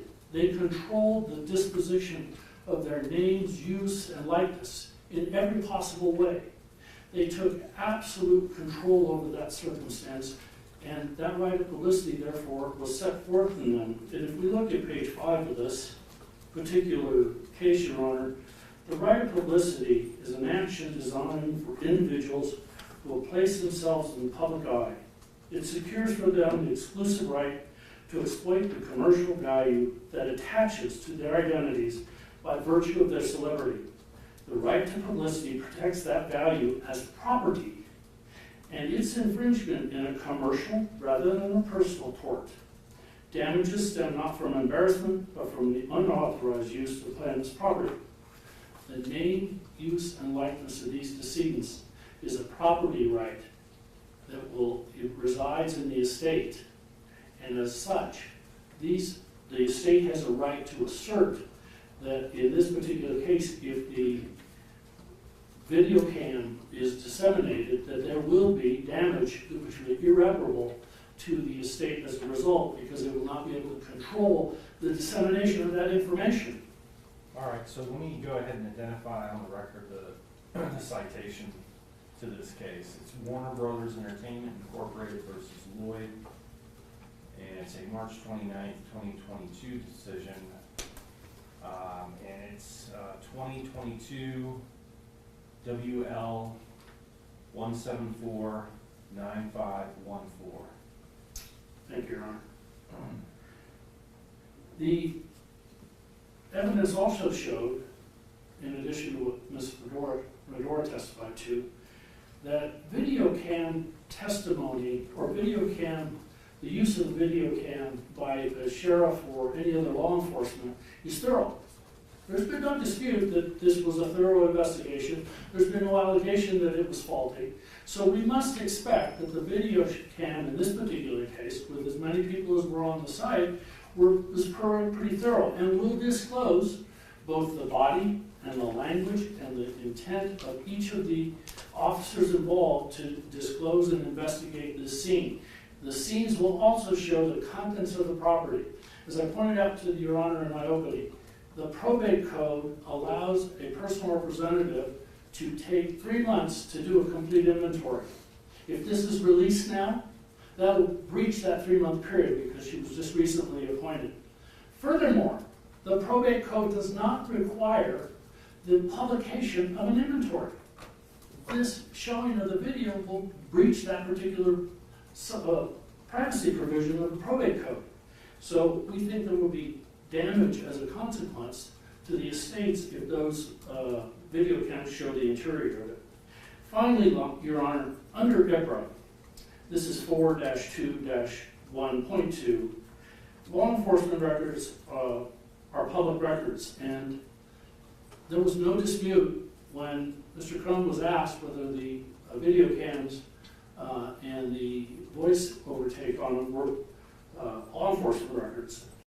And I think that we need to look at that they were in fact law enforcement records. The reason I raise that is under 4-2-1.2A3, visual depictions of a dead body unless a law enforcement officer acting in that capacity caused or is reasonably alleged to have suspected to have caused the death. They're to be excluded. So even if Your Honor fashions a preliminary injunction that's not what I'm asking for, which is complete withholding of these video cams and the audio until the matter is heard, at the very least, they ought to be redacted of all the pictures of the body. Furthermore, Your Honor, it's unfortunate, but OMI records are not law enforcement records. As a consequence, if the full autopsy report is shown, the IPR request could encompass showing the pictures of the bodies having been autopsied. So that too would be damaging to the estate, to the rights of the plaintiffs in this case, and so we would ask that they be excluded. We think that the right to inspect public records exception that's set forth in 14-2-1M, as otherwise provided by law, allows for the complete withholding of the video cams and the autopsy report in this case. If Your Honor, however, does not find that we're entitled to complete withholding of it, we would ask the following. At the very least, that Your Honor grant a preliminary injunction that does one of two things. Either allows the media or anybody seeking the videos or those images to be able to go in and inspect them without copying, photographing, or otherwise disseminating those records, and have a right to inspect them in person with an oversight and controlled circumstance so that those records are not disseminated. We think that's a risky proposition, however. You don't know whether somebody's wearing eyeglasses that take photos. You don't know whether somebody is wearing some device that would allow for a photographic of any of the records, and that's a dangerous proposition. So while we don't recommend that, that is an option so long as there's some safeguards taken.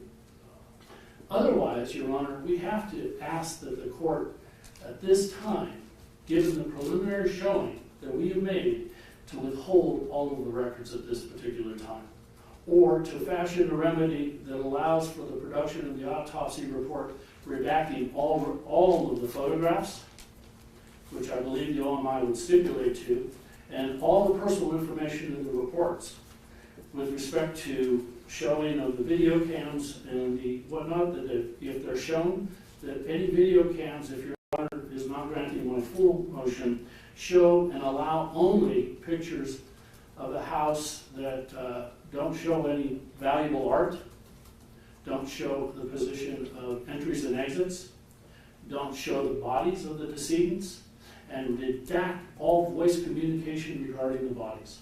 Thank you, Your Honor. Appreciate your time.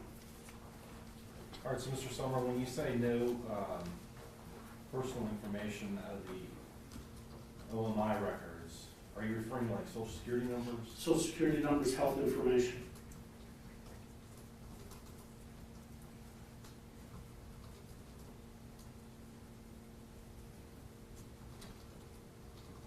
All right, thank you. Thank you.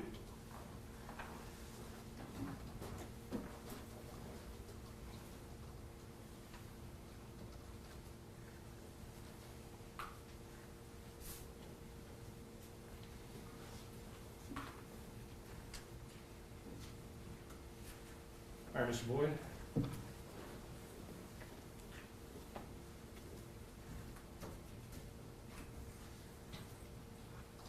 Your Honor, I want to note at the outset and address the comment made in the Hackman Estates reply brief that the county is holding the public's right of access above the privacy interests of the Hackman family. That's not correct. If the county had the power to honor the grieving family's moral right to privacy, no doubt it would do that. But the county is a legal entity. It's created by the law, and it has to comply with the obligations it has under the law. And the county's position is that the law does not give the county any discretion to deny a request to inspect the sheriff's office records that are issued in this litigation. As Mr. Williams alluded to earlier on in today's presentation, the Inspection of Public Records Act, including the law enforcement records provision that has been addressed by my friend representing the Hackman estate, does the relative balancing of privacy versus the public's right to know. And the specific exception that everyone has been discussing here is the exception that allows the redaction of visual depictions of a dead body. And you can see the balancing work even in that provision, because there's an exception that says that a redaction can be made unless a law enforcement officer is alleged to have caused the death. And so again, the legislature has decided that the public body can redact this information when there's no law enforcement involved in the death, but if there is an allegation that a law enforcement officer has caused the death, the redaction is not permitted. So the county lacks the discretion to entertain the privacy right being asserted here. And I think the county's position is that IPRA is dispositive. With respect to the right of publicity being asserted in the reply brief, the county's position is that that right, now as when I read the case law here, applies to commercial exploitation of name, image, likeness. So while the Hackman estate may have a claim against a media entity that is exploiting Gene Hackman's or Betsy Arakawa Hackman's image and likeness, that's their claim to pursue. It doesn't address what IPRA requires by way of production in response to a request for public records. I would also note, Your Honor, that IPRA affirmatively precludes the county from inquiring into the reasons that someone is submitting a request for public records. That is section 14-2-H8-C, sub C. The county is precluded from asking someone, why are you seeking these records? And so I think that, again, under IPRA, the statute the county is required to follow, the county doesn't have the discretion to say, well, hang on, are you seeking to improperly exploit the name, image, likeness of the Hackmans? That discretion is not there under the statute.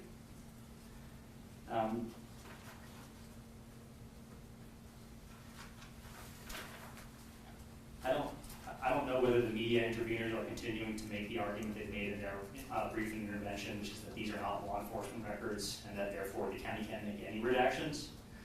Our position is that these are clearly law enforcement records. They are body camera footage and photographs taken during a search of a house conducted pursuant to a lawfully issued search warrant. It's, I think, abundantly clear that these are law enforcement records, and the fact that search did not terminate in criminal charges does not bear on the status of the records themselves. And so the county is permitted to redact visual depictions of dead bodies from these records, and it will do so. It has done so.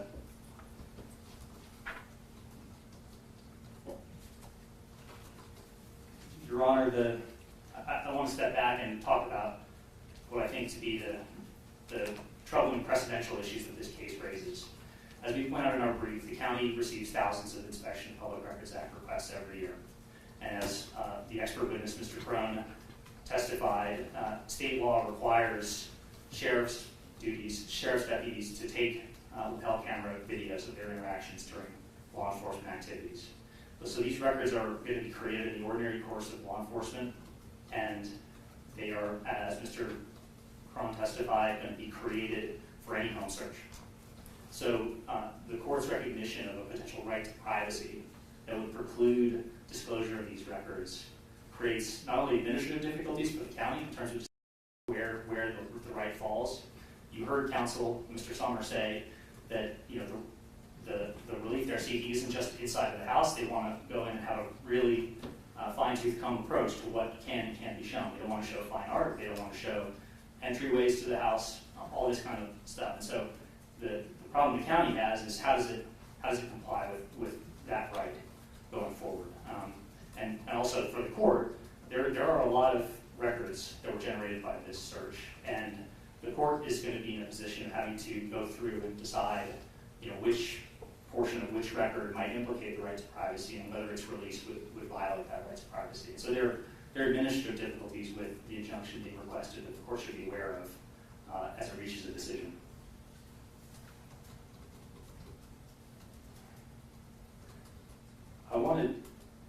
note, I want to discuss briefly the position or the argument made in reply that the Dunby Grant case allows the county to deny records requests. The petitioner has pointed to that case as authority for the proposition that this court can enter an injunction barring a release of records, and that order then serves as a basis to deny inspection of Public Records Act request. In that case, that was a discovery order under Rule 26, and the discovery order was issued in a case involving the same parties as the follow-on HIPAA litigation. It was a contested order. The parties fully litigated the issue of whether these records should be released pursuant to Rule 26, and then the counsel for the losing party sought those records under HIPAA. And the court reached the decision, the right decision, that he has otherwise provided by law exception allowed the public body to deny inspection of records that the court had prohibited from disclosure under Rule 26. Here we have a bootstrapping problem. The court needs to recognize some legal basis to deny inspection of these records in order for the county to have a permissible basis to withhold. And unless the court enters that kind of order, in this case in contested litigation, the county is exposed to liability in front of a different judge if someone decides to bring a separate lawsuit asserting their rights under HIPAA. And that tags on to the interpleader issue, and I know the court has asked for briefing on that, but I want to note for the record, we have all of the responsive records on thumb drives that are ready to be deposited with the court. They're here in the courtroom with us now, and so we're prepared to deposit them. And understanding that the court wants to fully brief the propriety of interpleader, we just don't want to have anyone argue that, well, if we really wanted to pursue interpleader, we wouldn't have deposited the records with the court. We are in a position to do that today and can do that right now.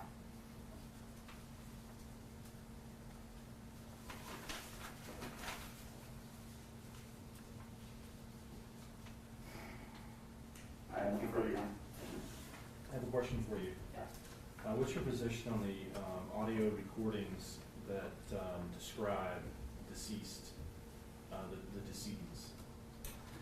Well, Your Honor, the HIPAA exception at issue here, law enforcement records, that provision, section 1.2, I believe it is, states that a public body may redact visual depictions of a dead body. So our position is that we don't have discretion under HIPAA to redact audio. And again, separate from that legal question, there's also the question of how far any redaction order goes. If the court is of a mind to redact conversations describing the dead bodies, is that going to include conversations that occurred outside the house or later or before? I haven't reviewed all these videos, so I can't speak to what is within these conversations. But again, part of the irreparable harm prong here, as well as the public interest, since we are a government defendant, is the cost that's going to be imposed from having to go into the area of complying with the judicial order and figuring out exactly what the scope of that order is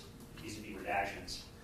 And the last point I'll make on that, Judge, is that if the court enters an order like this, preliminary injunction is one thing, but the court should be aware that the county is a legal entity that has existed for as long as the state of New Mexico has existed. It will continue to exist for as long as the state of New Mexico exists. And the other administrative difficulty of this is, how does the county ensure that these records don't get released in 10 years, 15 years, 20 years?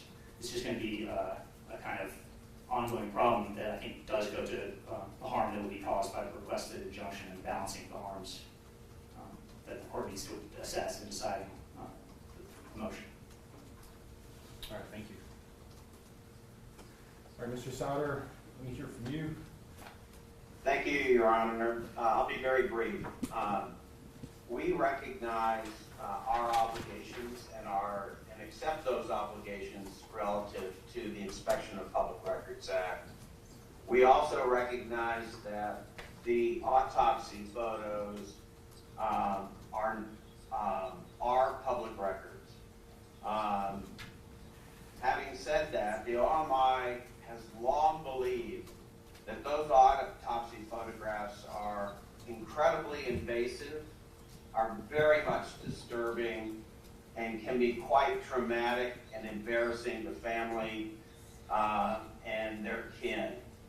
Having said that, we will follow whatever the court's directive is. and meet our obligations under IPRA. Turning to the autopsies reports themselves, Your Honor, those reports do not exist today. No autopsy reports have been issued in respect of either of the deceased. If the injunction is not extended into a preliminary injunction, then we would produce those autopsy reports when they are issued in a manner consistent with IPRA. Having said that, just so that the parties understand, we would redact out personally identifiable information pursuant to New Mexico statute section 14-2-1.1, but would also redact out information that identifies specific individuals as patients under the otherwise provided by law exception in IPRA, and pursuant to New Mexico statute 14-6-1, which provides and makes clear that past healthcare information is absolutely confidential, even in the hands of a governmental entity. With that, Your Honor, thank you for your time. All right, thank you. Mr. McKenzie?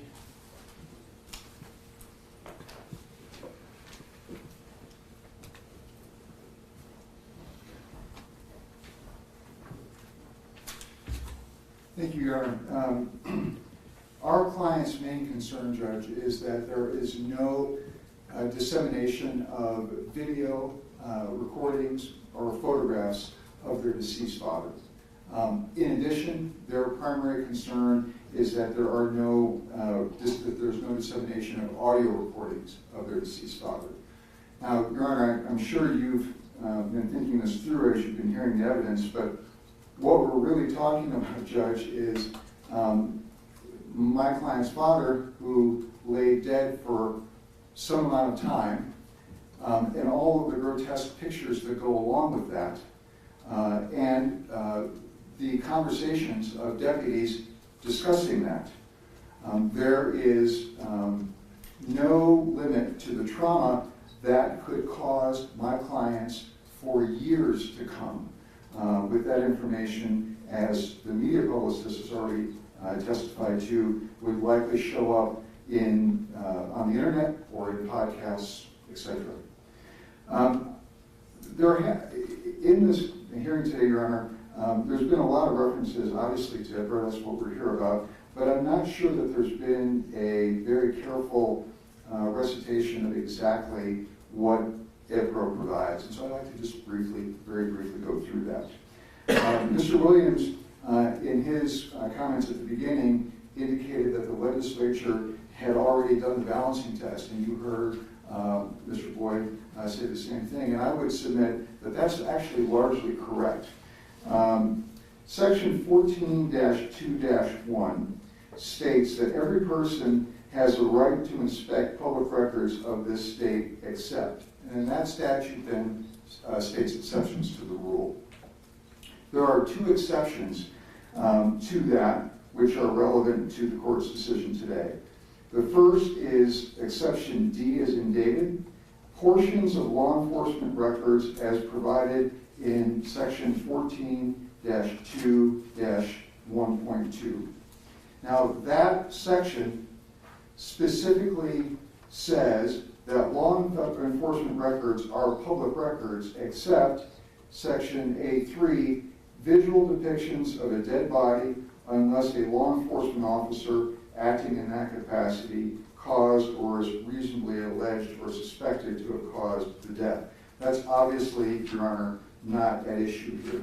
There is no question that visual images of Mr. Hackman and his wife are completely accepted from this IPRA requirement by black letter law. I frankly don't even understand how news media could come in and assert some kind of right to get those images because they are clearly accepted.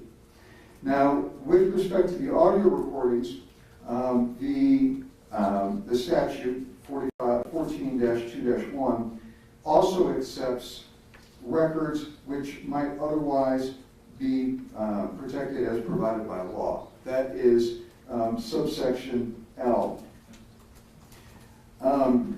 Mr. Williams, in his opening remarks to the court, made much of the Smith versus City of Artesia case. And I know that, Your Honor, you're taking notes. This is found at 108 New Mexico 339. This is a 1989 Court of Appeals opinion. There are things that are in that opinion that the court should pay careful attention to.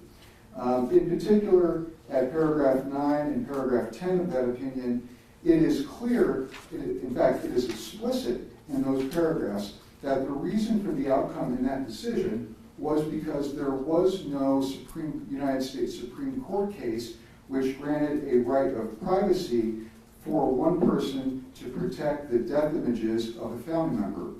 At issue, Your Honor, in the Smith case was the release of a daughter's murder photographs, and the ultimate conclusion was that the release of those photographs did not violate a constitutional right. The court got to that decision because of a lack of federal authority on that. However, what Mr. Williams didn't point out to you is that after the 1989 decision of Smith versus City of Artesia, there have been a whole host of federal decisions, including a United States Supreme Court case, that expressly recognizes the right of privacy in this context. Not, as Mr. Williams said at the beginning, we are not saying that the estate has the right of privacy. My clients have a right of privacy for their father's death images to not be cast over the internet in perpetuity, as well as audio recordings about his decomposing body. Those cases have been cited in the briefing. They include the National Archive and Records case, which is found at 541 U.S. 157. This is a 2004 United States Supreme Court case that specifically says, while in the context of FOIA, which of course is not IPRA, but it's in the context of FOIA, it says family members have a personal stake in honoring and mourning their dead and objecting to unwarranted public exploitation that by intruding upon their own grief tends to degrade the rights and respect they seek to accord to the deceased person who was once their own. And that is exactly where we are here. So that case recognized the privacy right, and then that decision has been followed up in numerous other decisions which have been discussed before you today.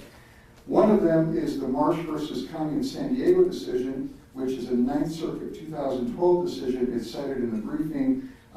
That question involved whether the dissemination of a child's death picture by a district attorney who photocopied the picture before he left the office of DA, and then it got leaked to the press, whether there was a 1983 action. And in that case, the court said that yes, disseminating this death picture violated the rights of privacy and therefore gave rise to a 1983 claim. In addition, there's the case of Lee versus City of Seattle. This is a Washington appeals opinion from 2018 that dealt with the release of suicide photos. The court found that the release of those photos would shock the conscience and offend the community's sense of fair play and decency.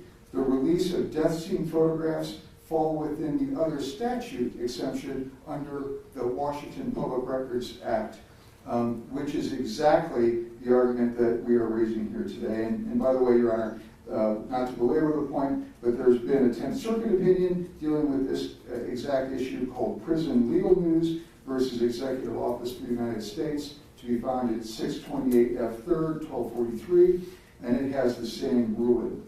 Bottom line is, Your Honor, is that under IPRA, there is no question that the depictions of Mr. Hackman's dead body and his wife's dead body are not public records, they are not discoverable, and on top of it, there is no question that our clients have a privacy right to keep the recordings of the discussions of their father's dead body out of the public domain. And Your Honor, that is our position. We strongly object to the production of any photographs dealing with their dead bodies and the audios that go along with them. Thank you. All right, Mr. Williams.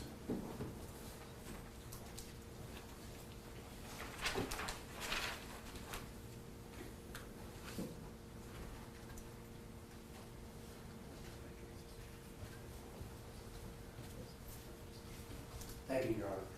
May I ask, because I know you're keeping track how much time I have left? You have 13 minutes. All right. All right, then I'm going to be as brief as I can and try to cram a lot of information into that time period. So we are here, as I said at the beginning, for the court to determine whether, in fact, it can enjoin the University of New Mexico and the county from performing its statutorily required duties in this case. I'm going to start, first of all, with the two witnesses that testified. I didn't hear much from counsel for the estate or the intervener regarding the relevance of that testimony. I will briefly say I think that testimony was of little or no use to the court. I think Mr. Crone, although he's certainly a very well-regarded lawyer, admitted that he has no information about the particular recordings or photographs. In this case, he gave a story about a client that he had represented in the past whose house had been broken into. There's no indication that will happen in this case. It has not happened in the months gone by to this point. The idea that the recordings will provide some sort of a roadmap is purely speculative, and I would ask you to disregard that testimony. The same goes to the publicist. I think the point of her testimony was primarily that that Mr. and Mrs. Hackman enjoyed their privacy and were careful in the use of their name, image, and likeness during their lifetimes. But as I'm going to talk about here in terms of the test for preliminary injunction, I don't think that either of those are particularly relevant for the court's consideration. So let me, with an eye on the clock, move through the four elements that they were required to prove. And I don't agree, first of all, with Mr. Summers' statement that all he has to make is a prima facie case at this point. I think he is required to prove each element of his case at this stage if the court is going to continue its temporary injunction. So let me talk about, first of all, the overriding interests, which is, well, I'll just go through them in order.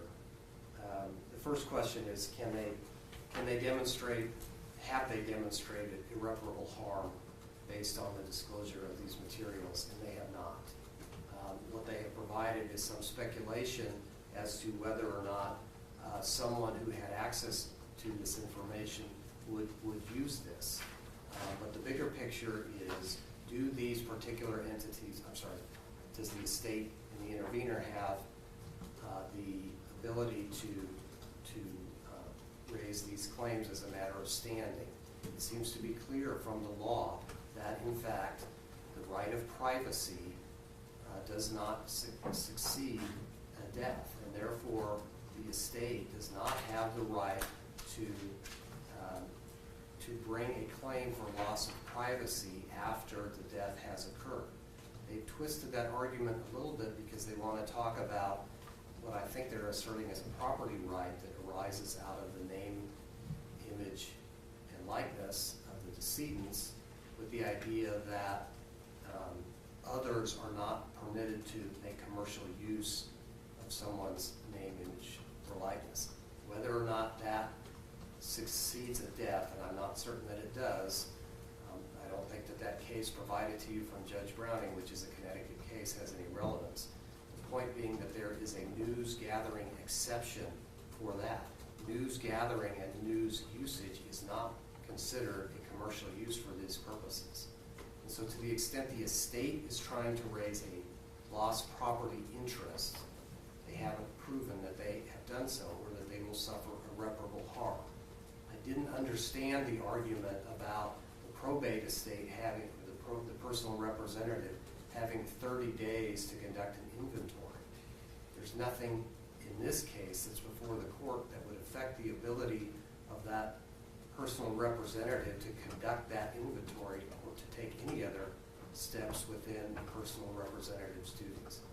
As to the right of privacy that's being asserted by the intervener, I disagree with counsel's assertion of the law. I think the Smith case that's cited in our briefs makes clear that the right of privacy does not succeed and that it does not otherwise belong to a successor or a family member. And there were some case law cited at the end that apparently that I have not yet been provided with, but I encourage the court to read the case, the Smith case. There is certainly not a Supreme Court or a 10th Circuit case that overcomes that or in any way overrules that right. So in terms of irreparable harm, I do not believe that they have demonstrated that. There is, in fact, a public interest that they have to override. The public interest is in public records, the performance of public duties by the county sheriffs and by OMI. There certainly is a public interest in the passing of the Hackmans. The Hackmans were, especially Mr. Hackman, was a very well-known individual.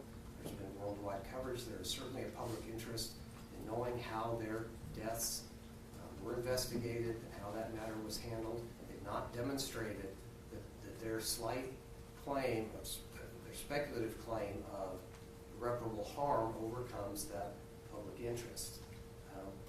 And I want to focus on the third element, which is the success of the merits. And this brings us to IPRA, right? Because there seems to be no question IPRA applies. And so the question is, what, in a normal case, what is public under IPRA? And I agree that we focused on the right statutes. The one statute that's been brought up by Mr. Boyd and by the other council is 14-2-1.2, which is, I think, only a 2-year-old statute, a new interpretation of law enforcement records. The reason that we, the media entities, said in our briefing that these were not law enforcement records is because that's what the petitioner said.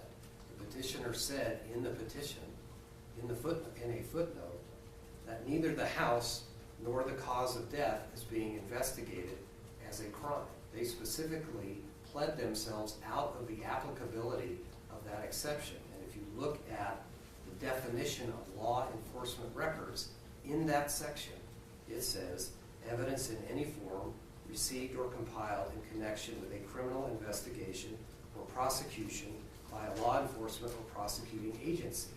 And so by their own pleading, they have said this doesn't apply. If it doesn't apply, they haven't pointed to any other exception in IPRA other than the constitutional argument that would exempt these records from IPRA. If the court is inclined to disagree with plaintiff's own pleading on this and find these to be law enforcement records, then we do agree that the cited sections are what should apply, which is the visual depiction of a dead body or the visual depiction of great bodily harm. To the extent IPRA applies, then that should be redacted and not provided. I would like to say, we said this in our briefing, and I want to reassert it for the court. The media entities that are intervening here have already said in the petition, in our opposition, that they do not intend to make public pictures of bodies at the scene. That to the extent any of this is published, that they will blur those images so that they are not made public. And I want to make sure that that's clear to the court. That seems to be what IPRA requires anyway, and we are not disputing that. As to the audio recordings, the court has no discretion in interpreting IPRA to exclude those audio recordings, and that's because the legislature has not done so. The legislature has gone through 2 years ago and decided in protection of personal privacy, when there are situations where law enforcement is investigating or looking at a death scene, that they are going to prohibit or exempt visual depictions of a dead body, visual depictions of great bodily harm. There's no exception for audio recordings. You may think that, or consider, or want to believe that there are policy considerations that would protect that, but the court's not permitted to do that. The court, under the Republican Party case, is not permitted to substitute its own policy balancing for that of the legislature. If you go to the next exception, which is 14.2-1.2A6, it exempts visual or audio depiction of a notification to a member of the public of a family member's death. That shows that the legislature considered the issue of what audio records to exempt, and it specifically limited it to the notification of family members of deaths. They did not extend it to anything related to the body. The court simply does not have the discretion to do that.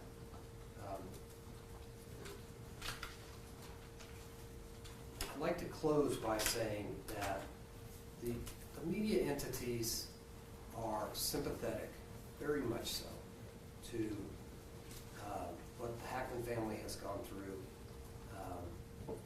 There's been a lot of discussion today or allegations about exploitation, things like that. And the media is not interested in any of that. They are interested in receiving the records that the law requires OMI and the county sheriffs to provide. And that's the extent. I would argue that under the evidence presented to the court today, the petitioner has not met, or the interveners have not met their burden to show that this injunction should continue. They have not demonstrated irreparable harm, overcoming the public interest, and they have not demonstrated that they are likely to succeed on the merits. I'll be happy to answer any questions. All right, thank you. Thank you. All right, Mr. Sommer.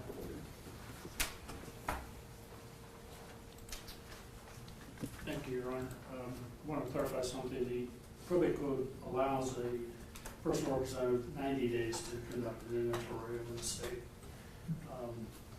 With respect to not having met our burden today, I think if you look at Logan versus Public Exempt Employees Retirement Association, which is found at 216 U.S. District Court, Lexus 33, you will find that all we need to make is a preliminary showing that we would have success on the merits, not that we've proved our entire case.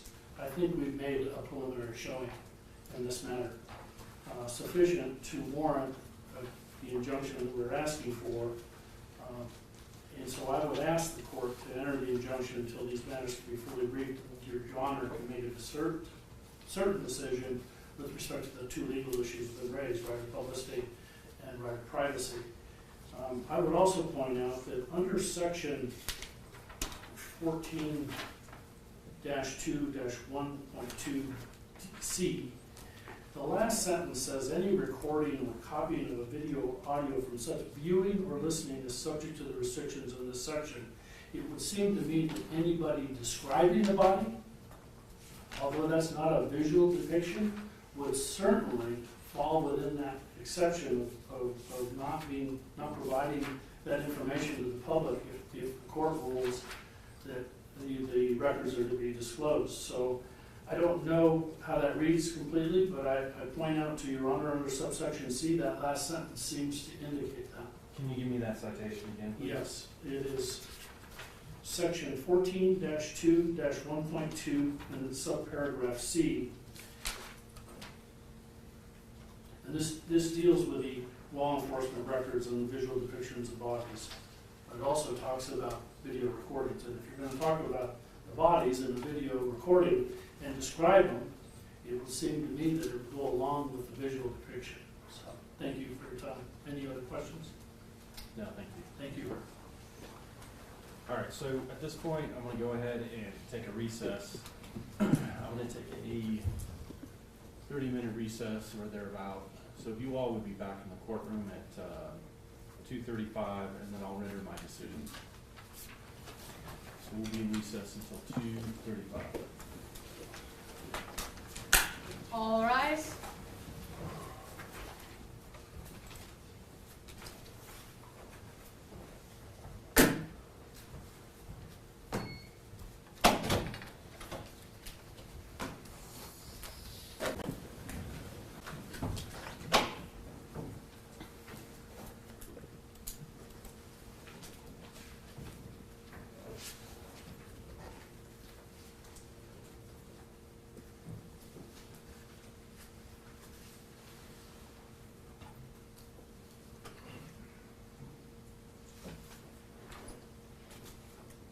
So we are back on the record in the matter of DO 101 CV 2025-612.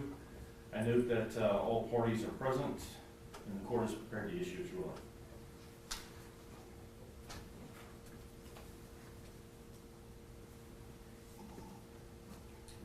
To obtain a preliminary injunction, a plaintiff must show 1, the plaintiff will suffer irreparable injury unless the injunction is granted. 2, the threatened injury outweighs any damage the injunction might cause the defendant. 3, issuance of the injunction will not be adverse to the public's interest. And 4, there is a substantial likelihood the plaintiff will prevail on the merits. Injunctions are a harsh and drastic remedy which should issue only in extreme cases of pressing necessity and only where there is a showing of irreparable injury, which there is no adequate and complete remedy at law. It is not enough that the party seeking injunctive relief merely claim irreparable harm. He or she must come forth with evidence of the irreparability of the harm or inadequacy of any remedy. With regard to the different elements the court must consider, it stands to reason that petitioner and the intervening children would suffer irreparable injury, at least in relation to the dissemination of death scene and autopsy photographs of Mr. Hackman and Ms. Arakawa Hackman, unless a preliminary injunction is granted. To the extent the court grants a preliminary injunction prohibiting respondents from disclosing certain records, respondents may rely on the preliminary injunction as an exemption to producing particular records. And that's reflected in Dunn versus Brandt, and that is reflected in that particular case. The public's interest will be adversely affected if a preliminary injunction prohibits disclosure of records otherwise available to the public pursuant to IPRA. I have reviewed the following cases: Lee versus City of Seattle, Marsh versus County of San Diego, National Archives and Records Administration versus Favash, Smith versus City of Artesia. I've also reviewed the relevant IPRA. There is strong support for the court to issue a preliminary injunction regarding any photographic or video depiction of the deceased bodies of Mr. Gene Hackman and Miss Betsy Arakawa Hackman. However, petitioner does not cite any authority to unequivocally support the issuance of an injunction relating to autopsy reports, general depictions of the interior residence of the decedents, or depictions of deceased animals.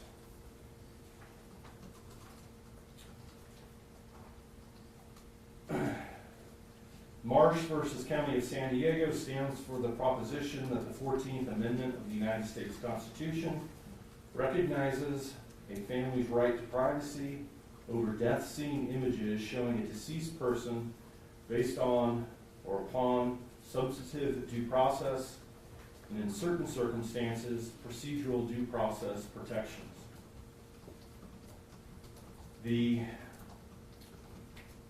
While the Supreme Court in Favash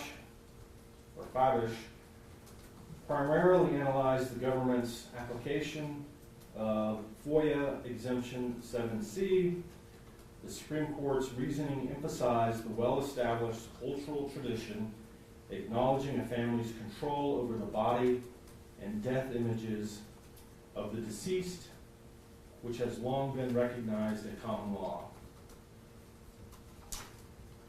In Lee versus City of Seattle, the Washington Court of Appeals principally relied on the reasoning set forth in Marsh to conclude that the trial court did not err when determining that release of any death scene photographs would violate the substantive due process rights of the family. Specifically, the Washington Court of Appeals held pursuant to the analysis set forth in Marsh, the trial court correctly concluded that the release of the death scene photographs would shock the conscience and offend the community's sense of fair play and decency, violating the family's substantive due process rights under the 14th Amendment. Permanently enjoining the city from disclosing those photographs, according to this court, is a reasonable way to prevent such a violation.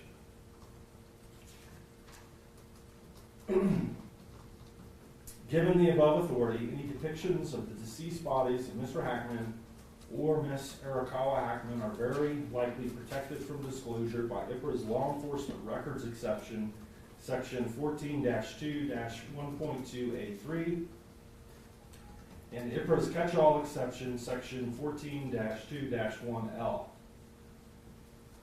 Specifically, the court recognizes a 14th Amendment substantive due process right to privacy afforded to the families of Mr. Hackman and Miss Arakawa Hackman. Further, the court relies upon the U.S. Supreme Court authority and ruled that the common law protects a family's right to privacy and control over death scene images. Excuse me.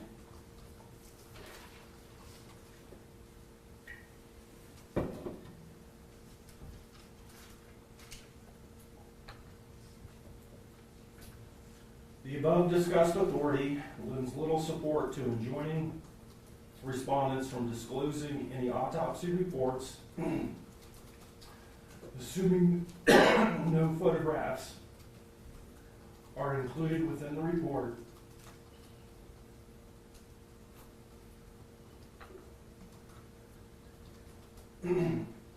Visual depictions of a deceased animal or visual depictions inside the residence of Mr. Hackman and Miss Arakawa Hackman, assuming neither individuals within the photograph or video frame. It's also, my ruling also pertains to any audio recording.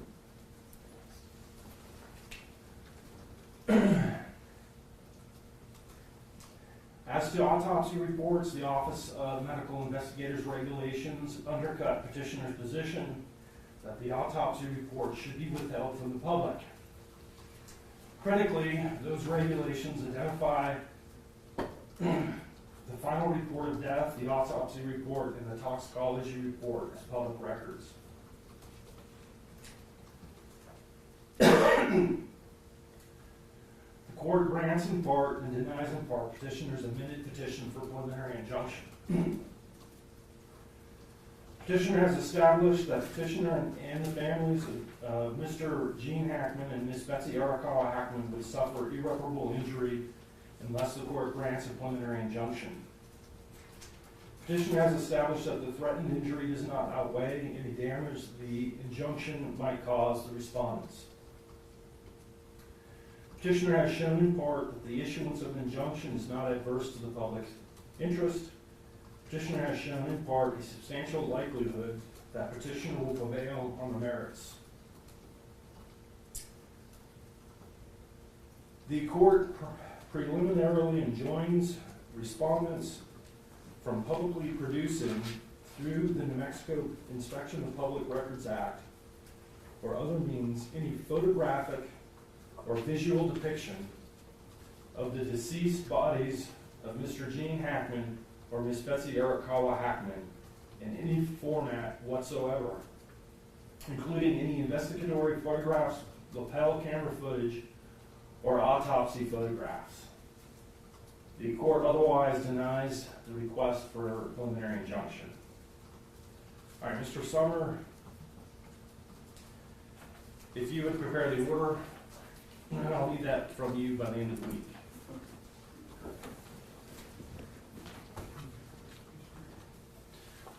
Your Honor, I have one clarification on the audio portion of your order. Yes. So denying the request for a preliminary injunction as it pertains to the audio. Any other clarification that we need? I have no other clarification. Your Honor, I think I understood your oral ruling to be one, that the county is enjoined from producing any photos, videos, other visual depictions of the deceased bodies of Betsy Arakawa Hackman and Gene Hackman.